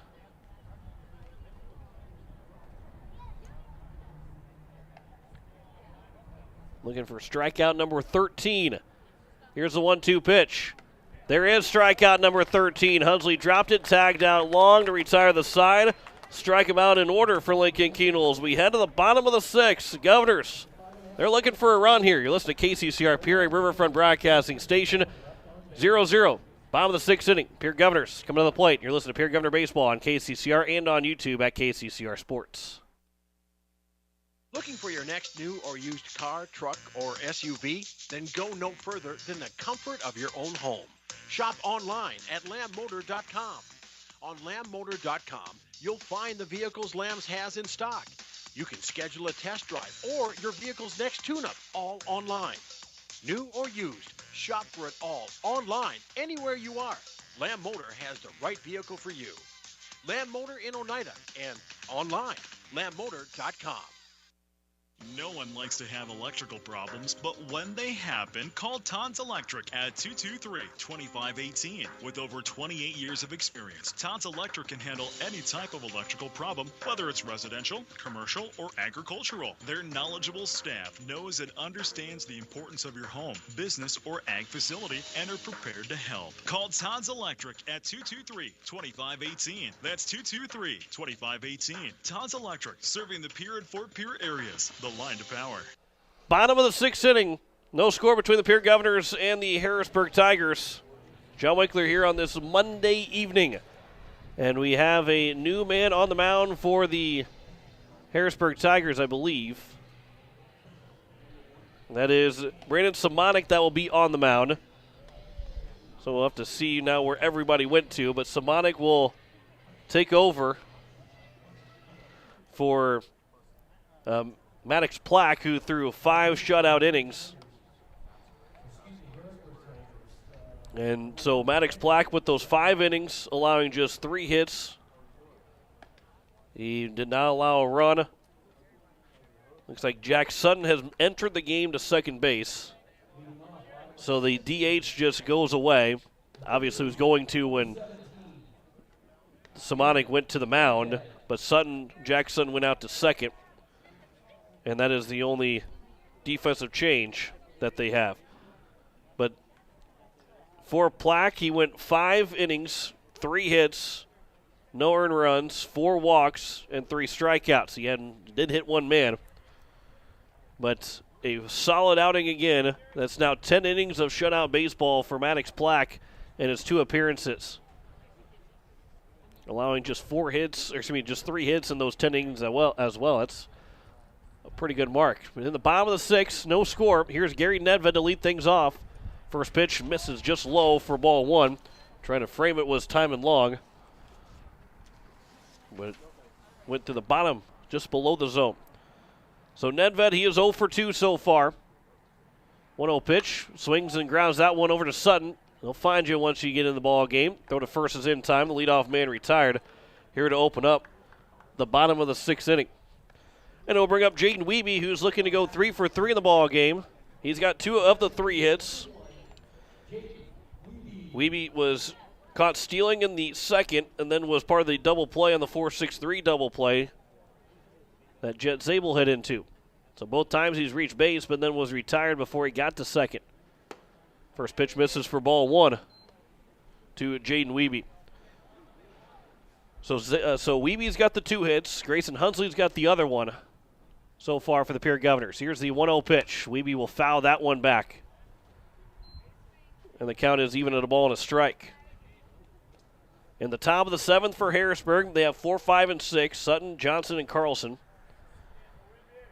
The Governors right now are at 4 and 5. Here's Wiebe's 1-1 pitch, and he takes it for strike 2. And for Jaden Wiebe, he is down in the count 1-2. Simonic will deliver the 1-2 pitch. And Wiebe will foul tip it into the midst of Long, so he strikes out. He's now 2 for 3 in the ball game. And there are 2 down here in the bottom of the 6th, and it brings up Jet Zabel, who is 0 for 2, flew out to the left fielder in his first stab at and then grounded into a double play in the 4th inning. First pitch to Zabel. That's over for strike 1. I think it's pretty safe to say right now 1 run could do it in a 0-0 game in the bottom of the 6th. Here's the 0-1 pitch. That one will miss low, and it's now 1-1. When you get to this point in the ball game, I know that these guys are competitors, want to be the hero, but doing your part, just getting on base as Zabel does his part, gets on base with a line drive back up the middle for a base hit. He is now 1 for 3 in the game, and the bottom of the 6th will continue to Grayson Hunsley. And so now Hunsley has an opportunity to maybe drive one in the gap somewhere with 2 outs. Zabel's off with contact. If he can drive the gap somewhere out in left or right center, let's see if maybe Zabel can make his way all the way around the bases.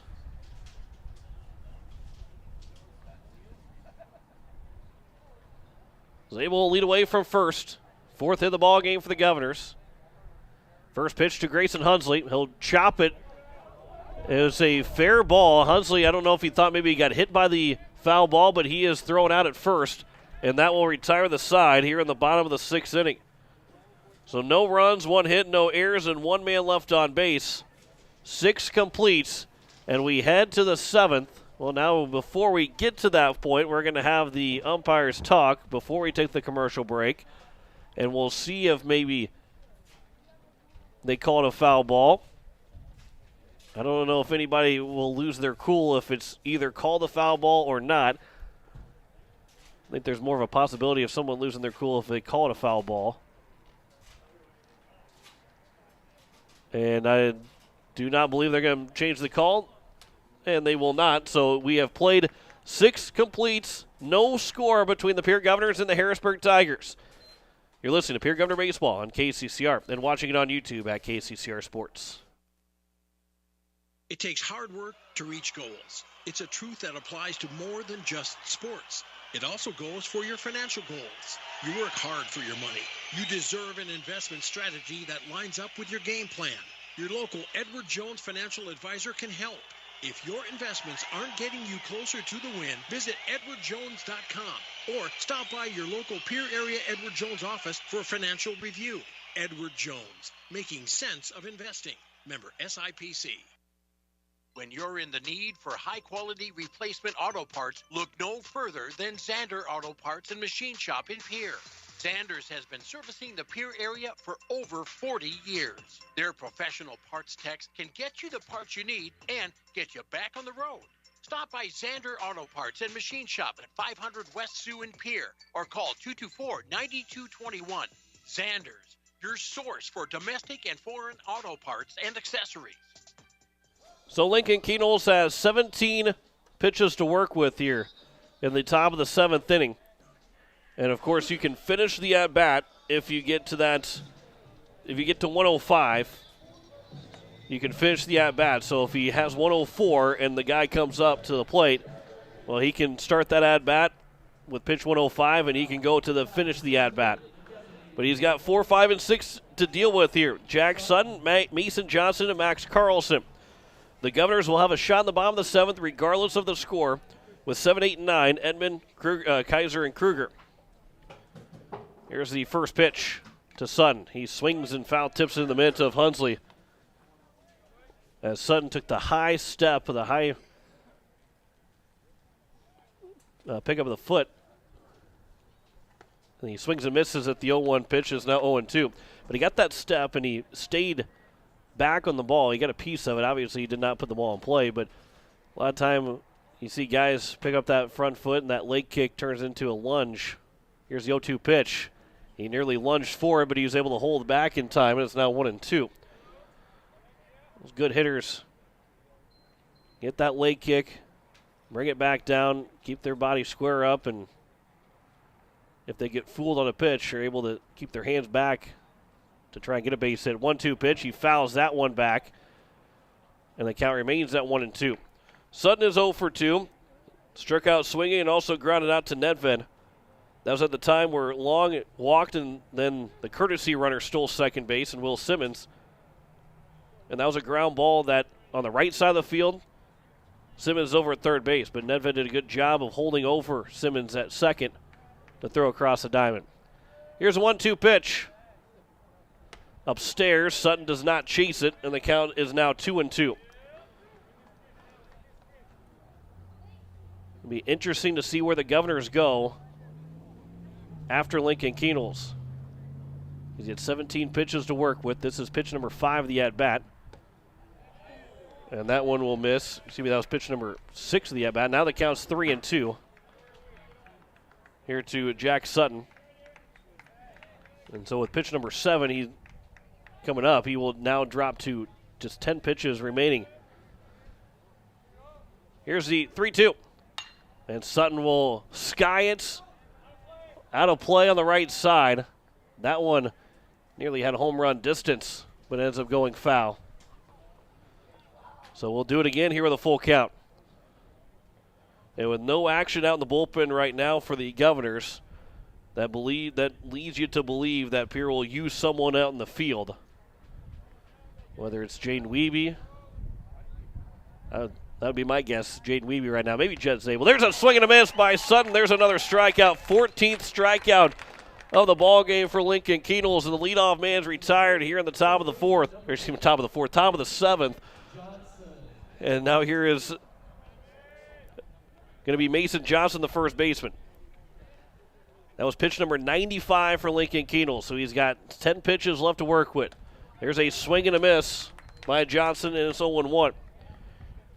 And again, he's got 9 pitches in this at-bat if he still wants to face that third man. Here's the 0-1 pitch. That one's taken for a strike, and the count's now 0-2. I had made the mistake of saying top of the 4th. But in the first game, that pretty much, I mean, we're probably in the top of the 2nd at this point. Just a little over an hour into this ball game. Here's the 0-2 pitch. Upstairs, and it's now 1-2.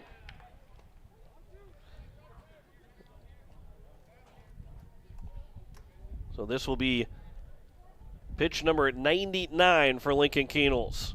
Excuse me, this will be pitch number 100 for Lincoln Keenels. Swing and a miss. He got him another strikeout. That is now 6 straight back to the 5th inning for Lincoln Keenels, and he's retired. And it brings up Max Carlson. Strikeout number 15 for Lincoln Keenels. And he can finish this at-bat no matter if it's a 5-pitch at-bat, 6-pitch, 10-pitch, whatever it is. First pitch misses for ball 1. You don't want to start thinking about the 8th inning, but you kind of almost have to start thinking about the 8th inning. As here's pitch number 102. That one will miss low and is now 2-0. And the way this at-bat is going, this looks like it'll be Keenel's last batter, unless he's able to retire Max Carlson on pitch 103 or 104. So now here's Landon Badger coming out to talk with Lincoln Keenels. And I think he's probably telling him, hey, this is your last guy. Go out and finish him. Empty the tank here in this at-bat. Because, again, unless you retire him in this pitch or the next pitch, you can't come back for another batter, whether he is on base or out. That'd be it for Lincoln Keenels. But with pitch 103 upcoming, I think that was the message from Landon Badger was saying, let's go empty the tank. Everything you got at this batter. And go get Max Carlson. Carlson is 0 for 1. He walked and struck out swinging. Here's the 2-0 pitch. That one, maybe a little bit extra velocity for Lincoln Keenels, and the count's now 2-1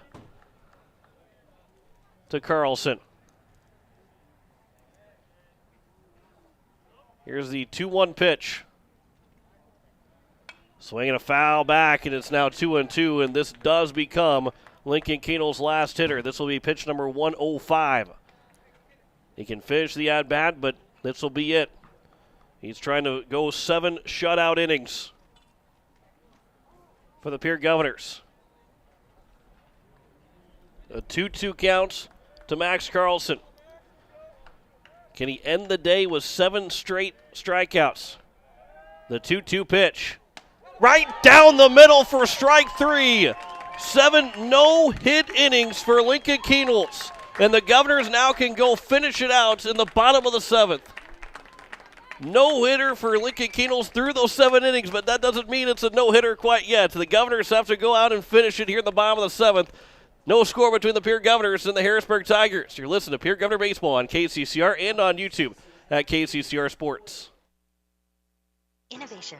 It's right here. Avera St. Mary's Hospital keeps care local for you and your family, offering comprehensive care that has earned 4 out of 5 stars by the Centers for Medicare and Medicaid Services in hospital performance and safety. Avera St. Mary's world-class care is further supported by advanced technology, 2-way video e-consults, 3D mammography, and a state-of-the-art birthing center, so you and your family don't have to go anywhere else, because innovation lives right here in Pierre.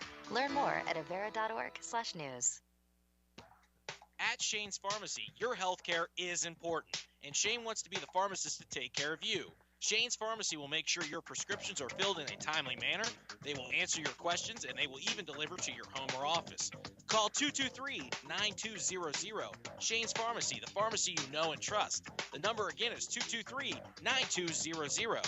Shane's Pharmacy in Fort Pierre, proud to support high school athletics.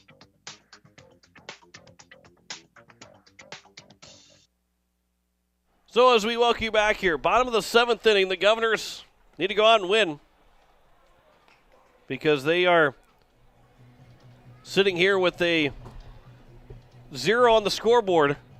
Harrisburg also with a 0 on the scoreboard, but a 0 in the hit column as well.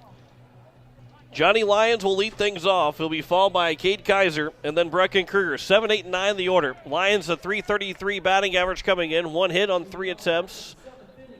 It is a double for Lyons in his 1 hit. And he's trying to be the leadoff man here for the Governors to try and win this here in the bottom of the 7th. Here's the first pitch. That one will miss for ball 1. And again, no action out in the bullpen out in right field here for Pierre.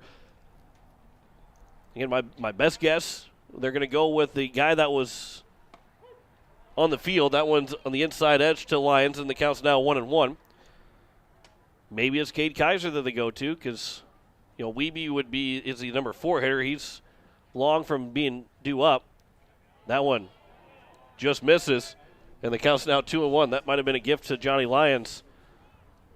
That was a good 1-1 pitch, curveball from Simonik that might have caught the bottom of the zone. Not according to home plate umpire. And then now the 2-1 pitch. Lyons checks his swing, call a strike anyway, and the count's now 2-2 here to Lyons. Be Kaiser and then Kruger. Then to Stalley at the top of the order if anybody is able to reach base. 2-2 pitch. There's a chopper back to the plate. Simonik will field. The throw to first is a good one and retires. Lions here to open up the bottom of the 7th. So now here's Cade Kaiser. Now we got some action out in the right field bullpen. And I believe that is Jaden Wiebe that is throwing. So he does look like he's going to be a guy to throw in the 8th inning if we get to the 8th. Here's Kaiser, first pitch. That one misses for ball 1. Kaiser is hit by a pitch and also popped out to the right fielder in foul territory. Governors with 4 hits so far. 2 in the 2nd. That is hits. 1 hit in the 4th and 1 hit in the 6th. No runs for either side. There's a swing and a miss, and the count's now even at a ball and a strike. In the top of the 8th, it is 7, 8, and 9. Scherr, Kogel, and Simonik for the Harrisburg Tigers, if we get to that point. 1-1 pitch. That one will bounce in, and the count's now 2-1.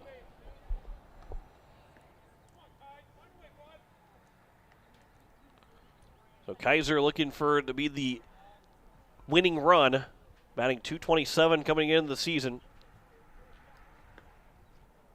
He's got an inside the park home run for the Governors. That one is missed low, and the count is now 3-1. A walk is as good as a hit here in the bottom of the 7th inning. And then you get in the idea of, do you bunt with Brecken Kruger if he's on base to try and get that winning run in score position? That one is caught at the knees, and it's now 3-2.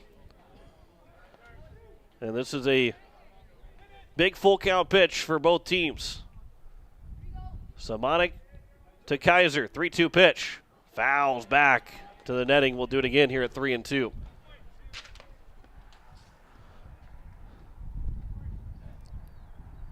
Brecken Kruger waits on deck.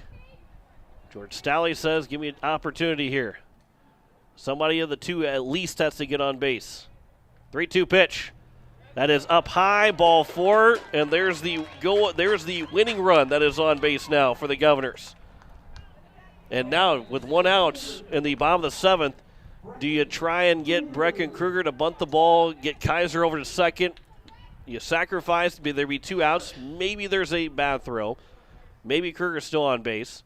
But at the very least, you get the runner at second base, and then you get the top of the order. Kruger's going to try and bunt, pops it up, though, behind home plate, and it is caught by the catcher. And time and long, and there's now 2 down. And that was the last thing that you wanted to have happen.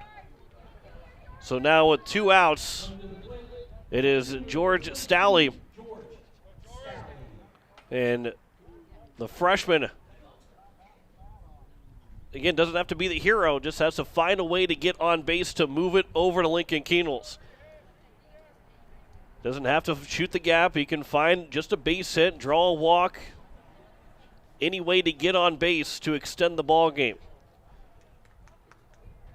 But now Cade Kaiser has to be the guy to score. No chance of anybody else that he can't get out, anybody else to score if he ends up being retired. But George Stalley to the plate. First pitch to him. Taken for strike 1.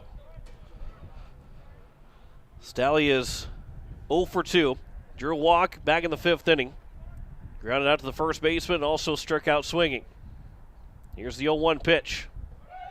Runner takes off, swing and a miss. The throw to second. The tag is applied. They've got him out at second. And we are headed to extra innings. They throw out Kaiser trying to steal second. And the second time that the Governors have been thrown out of the base pass. So we head to the 8th, and now it tries to become a combined no-hitter for the Governors. No score between Pierre and Harrisburg. You're listening to Pierre Governor Baseball on KCCR and on YouTube at KCCR Sports. Verdict Electric has a long history of doing electrical work the right way. Economical service, professional work, and customer satisfaction is why they can say that. Verdict Electric can do residential, farm, and commercial projects. Doesn't matter if they are charged with new construction or a remodel project, they get it conducted. Contact the staff at Verdict Electric at 224-8684. They can light a spark into your next project. Verdict Electric, 224-8684. Are you building a new home or remodeling the old? Adding a fireplace can make a house a home. Olson Plumbing in Pierre carries a full line of Heat-A-Later fireplaces. Whether your taste is traditional or contemporary, Olson Plumbing has a great selection of Heat-A-Later fireplaces that will fit any style. Whether you're building new or updating, call Olson Plumbing. Heat-A-Later Fireplaces, the first name in fireplaces. Olson Plumbing in Pierre is your source for the industry's largest selection of indoor-outdoor fireplaces, either gas or wood, and outdoor fire pits. Stop by their showroom at 2803 East Wells or give them a call, 224-6436. As we head to the top of the 8th inning, Jaden Wiebe now is the man on the mound for the Pierre Governors. As Lincoln Keenels will head over to short, Kate Kaiser will bounce over to second to finish off that triangle of moves. And then Jackson Edmond is back to the ball game as he returns back from Johnny Lyons pinch hitting for him. So Keenels at short, Kaiser at second, and Wiebe now on the mound here in the top of the 8th inning. Well, I've said it, so I guess I can say it again here, but the Governors have to now get a combined no-hitter and not just a no-hitter for Lincoln Keenels. As Jaden Wiebe is on the mound, he is going to be his third appearance. He has thrown 2 innings so far, allowed 5 hits, 5 runs, 3 of those earned. Just 1 walk, no strikeout so far, an ERA of 10.5 and a whip of 3. Of course, in just 2 innings, that ERA, he gave up 3 earned runs. Well, in 2 innings, yes, that gets inflated way higher than it really is. As the first pitch is skied out to right field. Jet Zabel is over. He will make the catch, and 1 pitch and 1 out as Sure flies out to open up the top of the 8th inning. So we are in extra innings, but we are not in Major League Baseball extra innings. There is no runner at second base to open up the extra innings. Thank goodness. We'll play baseball the right way with no ghost runner basically on second base. Here's Tate Kogel, and he'll swing at the second pitch. That one is up into center field. Brecken Kruger will come in, and we got 2 pitches and 2 outs here in the top of the 8th. And that will now bring up Brendan Simonik, the now pitcher, and I think he's probably going to take first pitch. Most likely will take first pitch against Wiebe. As the first 2 guys retired in the first pitch, here's the first pitch. He swings and misses, and it's strike 1. I don't know if that was the right thing to do. I mean, it was going to be a strike, so I guess if it looks good, swing at it. But if he'd have put the ball in play, Wiebe could have had a 3-pitch inning. 0-1 pitch is lined out towards left center field, and Kruger comes in, dives, and he makes the catch. A 4-pitch inning for Wiebe. And the Governors now have an opportunity with the top of the order up in the bottom of the 8th to try and win this one. What a play by Brecken Kruger. Bottom of the 8th we go. Governors need 1 to win it. You're listening to Pierre Governor Baseball on KCCR and on YouTube at KCCR Sports. Capital City Ford Lincoln Toyota is serving the central South Dakota community and beyond with a great selection of used vehicles. Local trades and program vehicles are available. New Toyotas and new Fords are arriving and selling before they even hit the lot. So don't wait. Stop in and find out what's coming. If you've been thinking about ordering a new Ford, stop in and sit down with one of our sales specialists today. Capital City Ford Lincoln Toyota at 518 East Sioux Avenue in Pierre. Call 605-224-7378 and visit CapitalCityFordToyota.com. Hey, let's go. We're going to be late for the baseball game. I know, my air conditioner is letting me down like our middle reliever last game. I have to give someone a call. That's easy. Call in the closer, AirTech Heating and Cooling. They use Coleman brand heaters and air conditioners, and like our team's closer, AirTech with Coleman products give us quality and dependability we can trust to win the game. You're right. I'm going to the bullpen. AirTech, I need you. So we head to the bottom of the 8th inning. Still no score between the Pierre Governors and the Harrisburg Tigers, but this is the inning for the Governors. You get the top of the order to open things up. George Stalley, who will get back to the box again. After Stalley was left sitting there, Cade Kaiser was thrown out trying to steal second, so Stalley gets the opportunity to lead things off, and then it will turn into number 2 hitter Lincoln Keenels and then Gary Nedved. Here's the first pitch to Stalley. Swings to the first pitch, grounds it over to the second baseman, and Sutton, the throw to first is low, but in time to retire Stalley on the first pitch of the bottom of the 8th inning. So in the 8th inning in total so far, we've seen 5 pitches and 4 outs. Everybody wants to try and get a base hit as quick as possible in their at-bats. Here's Lincoln Keenels. He is 0 for 1. He grounded out to end the 5th inning. The runners in first and second. There's a pitch that's taken for strike 1. Keenels walked in the first and third. Here's the 0-1 pitch. Keenels off the end of the bat, up the middle though for a base hit. And Lincoln Keenels is now representing the winning run for the Governors. He is 1 for 2. That's the 5th hit for the Governors. And it brings up Gary Nedved, then followed by Jaden Wiebe. So Nedved, who is 0 for 3 so far. A ground-out victim all 3 times. He's come to the plate. Now has an opportunity. Came into the game batting .541 for the Pierre Governors. Here's the first pitch to Nedved, taken for strike 1. So if we go to the 9th inning, it is the top of the order for the Harrisburg Tigers. So here for Pierre, becomes even more important to try and pick up the win here in the bottom of the 8th. 0-1 pitch.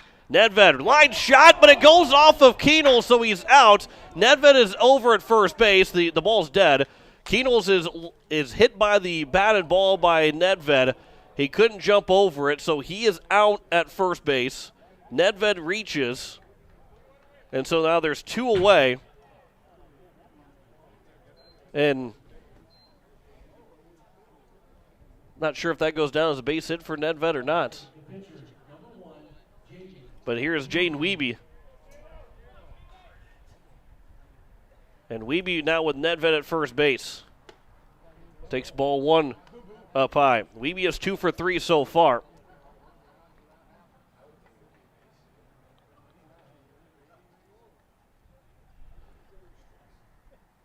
Here's the 1-0 pitch. That one is over for a strike, and the count's now 1-1. Again, I don't know if it goes down as a fielder's choice, because the fielder really didn't have a choice on it. Keenels just got hit by the ball. Here's the 1-1. That one's on the outside edge, and it's now 1-2.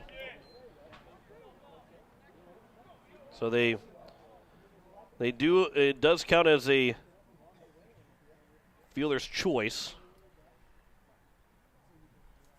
for Nedved. Here's the 1-2 pitch. He'll pop it up foul and get out of play. And we'll do it again here at 1-2. Wiebe's looking for his 3rd hit. And the Governors, nobody else has multiple hits in the ball game. There's a lot of guys with no hits in the ball game for Pierre. Here's a 1-2. Nedved takes off. Ground ball up the middle. That's through for a base hit. Nedved will round second. He's on his way to third. The throw coming in is off of Nedved's back. He's standing at third base. Wiebe will take second. And that's a fortunate break for Nedved, but he's looking back and saying, what the heck just happened here? So he is nailed with the throw, and of course it's not dodgeball rules, so he's not out. With Nedved hits, I guess Lincoln Keenels is probably in the dugout saying, well, that's what you get. But with Keenels being hit by the batted ball, he is out, but on a throw that you're not out. I don't know if I've ever seen that happen in the same inning, but there's now 2 outs, and Jet Zabel will come to the plate. It's a base hit for Wiebe. He takes second on the throw. It was offline, and for Nedved, that worked out because if that throw was online and right at the bag, he was probably out at third base.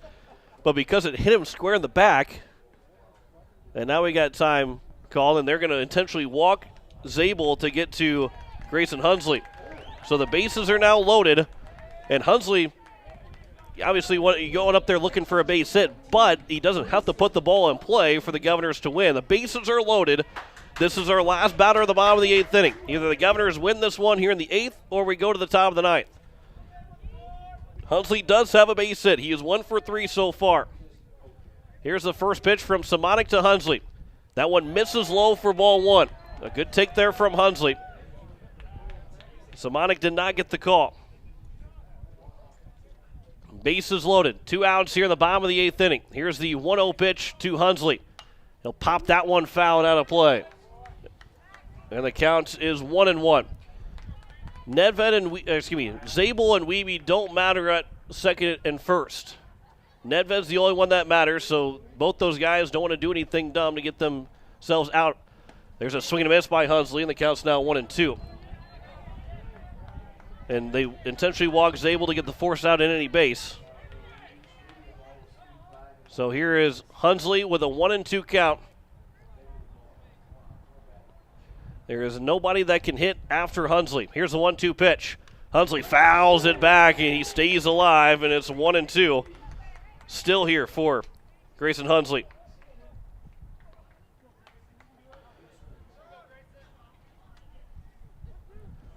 So the count remains at 1-2. Bases loaded. 2 away. Bottom of the 8th. 1-2 pitch. Swing and a foul tip into the mitt of Long, and that strikes out Hunsley, and we will head to the 9th inning. No runs. 2 hits in the inning. No errors and 3 men left on base. No winner yet. No runs scored yet. We head to the 9th inning. Harrisburg's got the top of the order up. You're listening to Pierre Governor Baseball on KCCR and on YouTube at KCCR Sports.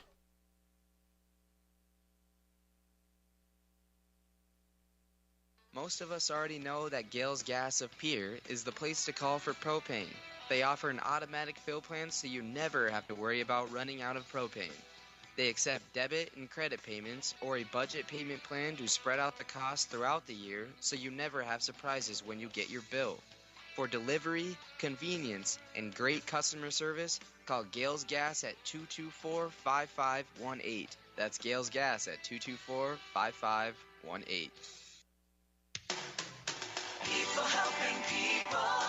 Have you ever wondered what the benefits are of becoming a Owyhee Federal Credit Union member?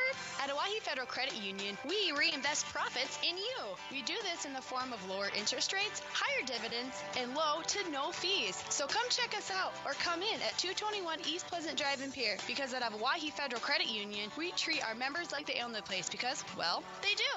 Owyhee Federal Credit Union.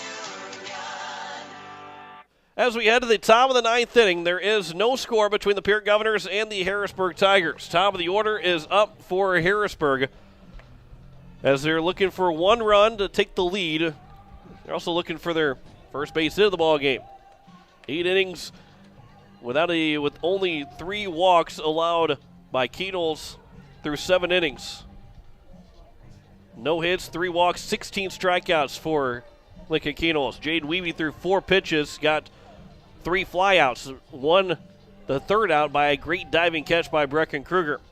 We have a shout out to Bill Van Camp sending me the ruling on that hit batter or the hit runner. Lincoln Keatles, he's out, but Gary Nedved has ruled a base hit because when a runner is hit by a batted ball in fair territory, the play is ruled a dead ball, the runner is out, and the batter is awarded a single, and the closest defender is credited with the putout. So Nedved gets the single. Johnson, the first baseman, got credit with the putout of Keatles. As the first pitch is over for strike 1 here to open up the top of the 9th inning. And Bill Van Camp gets the credit for the information sent to me. Here's the 0-1 pitch from Wiebe upstairs, 1-1 to Taylor Klein, who is 0 for 2 with 2 strikeouts. My score sheet only goes to 10 innings, so we got to get this game in between this inning or the next one. There's a swing and a miss, and it's now 1-2. I did not bring a third sheet along with me. I got one for game 2, but not an extra one in case we have to continue into 11 innings. Here's the 1-2 pitch. Swing and a miss, and Wiebe's going to strike out. the hat trick for Taylor Klein, and there's one down here in the top of the 9th inning. Oh, there we go. We got an extra scorebook up here. Just in case. Just in case. Appreciate the help over here. The top of the 9th, one down, and it brings up Noah Bashi, who is 0 for 3. 2 strikeouts. He also flew out to the center fielder in Kruger. First pitch. That one is skied out towards left center field. Kruger's going back. He's shy of the warning track, and he'll make the catch for the second out. One step in front of the warning track. He backpedaled just in front of the wall, and it is a loud second out here in the top of the 9th. 383 out in left center field, and I think Bashi hit it about maybe 379. He didn't get all of it, but he got almost all of it.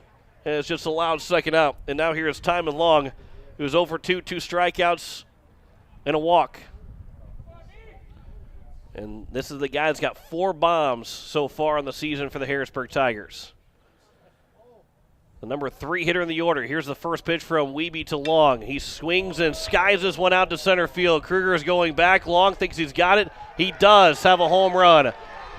The first hit of the ball game for the Harrisburg Tigers is a no-doubt home run for Timon Long.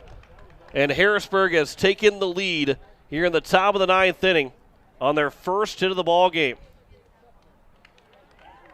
And Long's 5th home run has given Harrisburg the lead, the first run, first hit. The no-hitter comes to an end after 8 2/3 innings. A near Major League Baseball no-hit bid for the Governors. But now here is Jack Sutton with 2 away, nobody on base. First pitch to Sutton comes inside for ball 1. Long hit it, and as soon as he hit it, he admired it for a couple of steps before tossing the bat over, and the count's now 1-1. That is home run number 5 for Timon Long, RBI number 27 for him, and the 8th RBI against the Governors in 2 games. That one's off the handle. That one's going to be a base hit for Sutton. So back-to-back hits here for Harrisburg with 2 outs in the 9th inning. Trying to start a rally as they lead at 1-0 right now, and Mason Johnson now will come to the plate. Johnson's 0 for 2 with 0 for 3 with 2 strikeouts. So for the Governors in the 9th inning, Jackson Edmond comes back to the plate, then Cade Kaiser and Brecken Kruger, 7, 8, and 9. Swing and a miss by Johnson, the count's 0-1.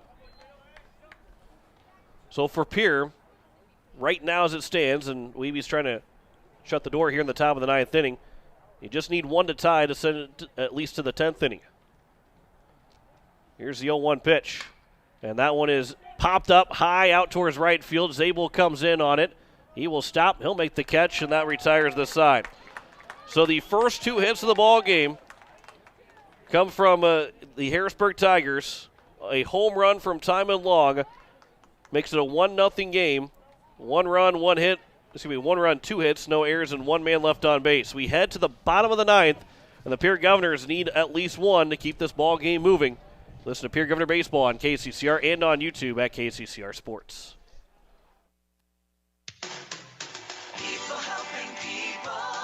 Have you ever wondered what the benefits are of becoming a Owyhee Federal Credit Union member? At Owyhee Federal Credit Union, we reinvest profits in you. We do this in the form of lower interest rates, higher dividends, and low to no fees. So come check us out or come in at 221 East Pleasant Drive in Pierre, because at Owyhee Federal Credit Union, we treat our members like they own the place because, well, they do. Owyhee Federal Credit Union. Wondering what to do with the pitted and rutted drive? B&B Equipment will get you covered. Wanting to put something down the ground? B&B Equipment will put a hole in your project. Need to even up that property? B&B Equipment can fill that need. B&B Equipment can deliver all your gravel and material needs. B&B Equipment is here for all your excavation needs. Contact B&B Equipment, 224-6727. A contractor here for you. That's B&B Equipment, 224-6727. So here in the bottom of the 9th, the Governors have 7, 8, and 9. Jackson Edmond will lead things off. He'll be followed by Cade Kaiser and then Brecken Kruger. And the Governors, I guess they technically don't need anybody else to come up to the plate. other than those three guys, but most likely will at least need George Staley and Lincoln Keenels to come to the plate, as they need at least one run to score in this bottom of the ninth inning. First pitch is over for strike one. Edmond is 0 for 1. He struck out swinging and then drew a walk. Johnny Lyons hit for him in the seventh. So he's back in and able to re-enter. That rule in high school baseball, you're a starter, you can re-enter, as it counts now 1-1. However, John Lyons, his pinch hit, he is done for the rest of game number one. Here's a 1-1 pitch. Edmond off the handle, off the glove, and into left field. Rounding first, Edmond, he's going to take off for second. Now he's going to stop at second. He's going to stop at first and head back. And Ryan Kruger over at first base was telling him to get to second base, and Edmond ran past the bag, realized that it was still out in left field, but he stays at first base, and it will go in as an error on the third baseman, the first error of the ball game for Harrisburg, and it will bring up Cade Kaiser. So the tying run is now on base in the bottom of the ninth to open things up. Kaiser showing bunt. He bunts it. It was off. And Kaiser, I think, they're going to say that Kaiser was still in the batter's box when he got hit by the ball. So it goes as a foul ball. If he's outside the batter's box, he is out. The home plate umpire saying that he was still in the box when it hit him. It goes down as a strike, and the count is 0-1. Here to Cade Kaiser. And Jackson Edmond nearly picked off at first base.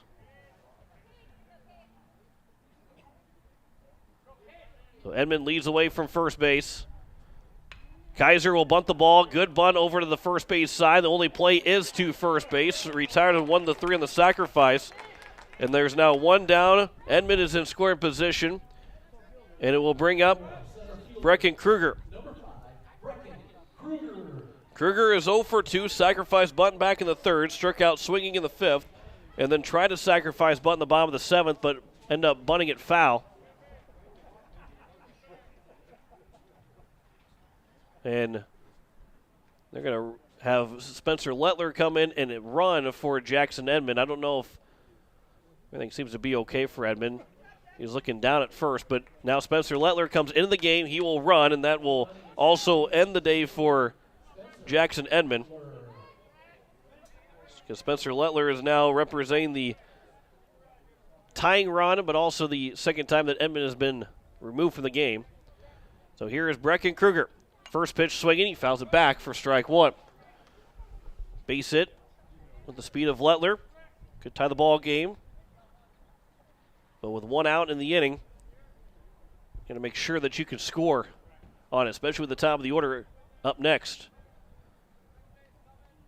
Here's a 2-1 pitch. Excuse me, the 0-1 pitch. That one misses, and it's now 1-1.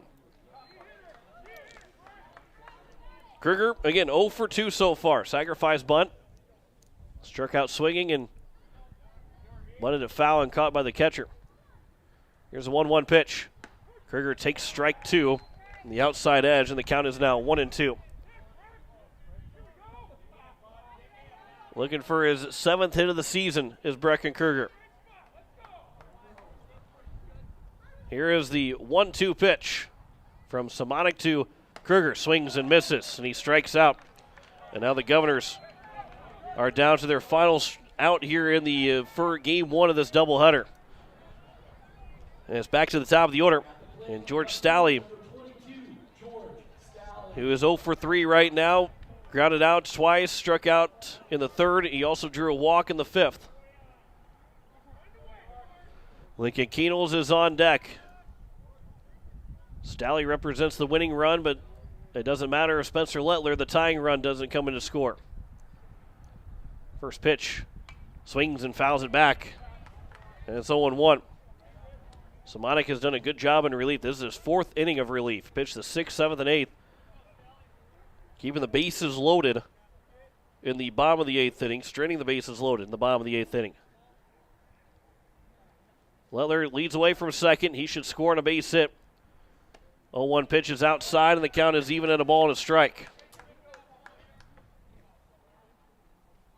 Ball game just over 2 hours and 1 minute old right now. as we play in the bottom of the ninth inning in a 1-0 lead for the Harrisburg Tigers. There's a ground ball caught by the pitcher, and Samonic. The throw to first is in time, and the Harrisburg Tigers will steal one here in the top of the ninth with a base hit or the home run from Timon Long. So the Governors fall 1-0, no runs, no hits, 1 error, and 1 man left on base. And the Governors will lose it here 1-0 in 9 innings. A home run from Timon Long, the only run to score. 2 hits for Harrisburg in 9 innings. The Governors finished with 5 hits, but lose it here in Game 1 of the doubleheader. In a game that took 2 hours and 2 minutes to play a full 9 innings. Take that, Major League Baseball. Back in 2 minutes with a post-game here of game number 1. You're listening to Pierre Governor Baseball on KCCR and on YouTube at KCCR Sports. Hey, yo, Speedo's Lawn Care. Hello. Say, my yard's in rough shape. It's got weeds, brown spots, and crabgrass. Yeah, no problemo. What shade of green you need? We got 31 shades of green over here. Even the latest shade of septic tank grass green. That one just naturally gives off a glow. Call the professionals at True Green. They know how to get your lawn healthy and keep it healthy. They guarantee it. All technicians are trained and certified. Call True Green, 882-0643. If you're in the market for a new home, call my mom or grandma, Kathy. Sunshine Properties is my mom and my grandma. When you're ready to buy or sell, rely on us, Kathy Sunshine Properties. We'll help you to buy or sell with confidence. When you're out and about, stop and see us at our new location on the corner of Capitol and Central here in Pierre. Hey you. Are you at a job that is fulfilling, has good benefits to support you or a family today, and retirement goes down the road? If you just said no, listen up. CHS River Plains is hiring operations personnel, drivers, and custom applicators at several locations. These come with a knockout affordable benefit package for you and the whole family. Apply to a job with CHS River Plains and up your benefits straight up. To apply, visit us online at chsriverplains.com or stop in at one of our locations. CHS is an equal opportunity employer. This is the life. Sitting here, sipping lemonade, basking in the warm sun, and admiring the beauty and the solitude of my very own landscaped backyard. You know, I wasn't sure, but I was so glad when I made the call to Andy at Dakota Sprinkler and Landscaping to finally have the work done. Calling Dakota Sprinkler and Landscaping was probably one of the best and the easiest decisions I've ever made. Dakota Sprinkler and Landscaping, 280-4440. That's 280-4440. As we welcome you back here into our post-game show of game number 1, the Pierre Governors, they fall in 9 innings, 1-0 to the Harrisburg Tigers. 2 hits in the ball game for Harrisburg, and they didn't come until the top of the 9th. Timon Long gets the first hit. It's a home run, a solo shot. Jack Sutton followed with a base hit. That didn't really matter. But the lone, one of the 2 hits, ends up being the game winner with a home run from Timon Long to give the Harrisburg Tigers a 1-0 victory as they move to 11-4, 14-5 in total, but 11-4 in South Dakota games so far on the season. Maddox Black had a great outing, 5 innings, no runs, 3 hits, 4 walks, 3 strikeouts, but he was not to be outdone by Lincoln Keenels, who went 7 innings, did not allow a hit, 7 no-hit innings, 3 walks, 16 strikeouts for Lincoln Keenels, as he was on fire throughout the rest of throughout the end of the game. He finished his outing with 7 straight strikeouts. At the 5th inning, got a strikeout, and then struck out the side in the 6th and the 7th in order. Then Jaden Wiebe had a 4-pitch 8th inning to keep the game scoreless. Got the first 2 guys out in the top of the 9th before the home run, the first hit allowed by the Governors. They almost had a 9-inning complete game no-hitter combined between Keenels and Wiebe, but unfortunately that one hit with 2 outs in the 9th inning turned into a home run, ends up being the difference maker as the Governors only had 5 hits, including 2 in the 8th inning, but unable to score. The bases loaded and 2 outs, and it turns into a 1-0 win. 1 run on 2 hits, 1 error, and 4 men left on base for the Harrisburg Tigers. No runs, 5 hits, no errors, and 10 men left on base for the Pierre Governors, as they were able to get some base hits and also a couple of walks to try and get those guys in to be able to score. But unfortunately, we're unable to find any of those 10 men on base to find home plate in game number 1. So Harrisburg wins game number 1, and that was a great baseball game in total. I know Pierre's probably a little bit upset that he didn't get the win, and they should be competitors. They're going to be upset when you don't win. But as a fan of baseball, that was one heck of a baseball game with 4 really good pitchers throwing. 5 innings for Maddox Black, and then another 4 innings for Samonic.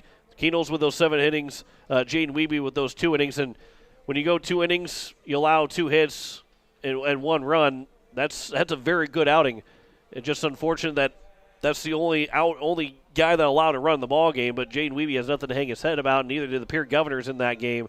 It just stinks to lose a game like that because you played so well defensively on the mound. You pitched so well that you just couldn't find a way to get the win. And the Governors will hopefully come back and maybe get a win in game number 2 and avoid being swept in the doubleheader and also in the season against the Harrisburg Tigers. But a 1-0 win for the Harrisburg Tigers in game number 1, and Harrisburg be looking for the doubleheader sweep, but the Pierre Governors will throw Brady Getz on the mound in game number 2 and try and get the second game win and split the doubleheader. So here for game number 2 coming up in just a little bit, you're listening to KCCR Pierre, a Riverfront broadcasting station. What we're going to do, if you're watching on YouTube right now, we are going to end the broadcast as we normally do. We'll take a longer break. You'll hear from News Director Zach Nelson. We'll have his news coming up here in just a little bit, and then we'll come back on YouTube in just a little while, right before the first pitch of that second game, and get you set and ready to go back on YouTube again with a different broadcast on the YouTube channel at KCCR Sports. So we will return. We'll step aside for 3 minutes. We'll come back and then we'll have News Director Zach Nelson. We'll have his news come up here in just a little while. Game 1 goes to Harrisburg. They win at 1-0 over the Pierre Governors. You're listening to Pierre Governor Baseball on KCCR and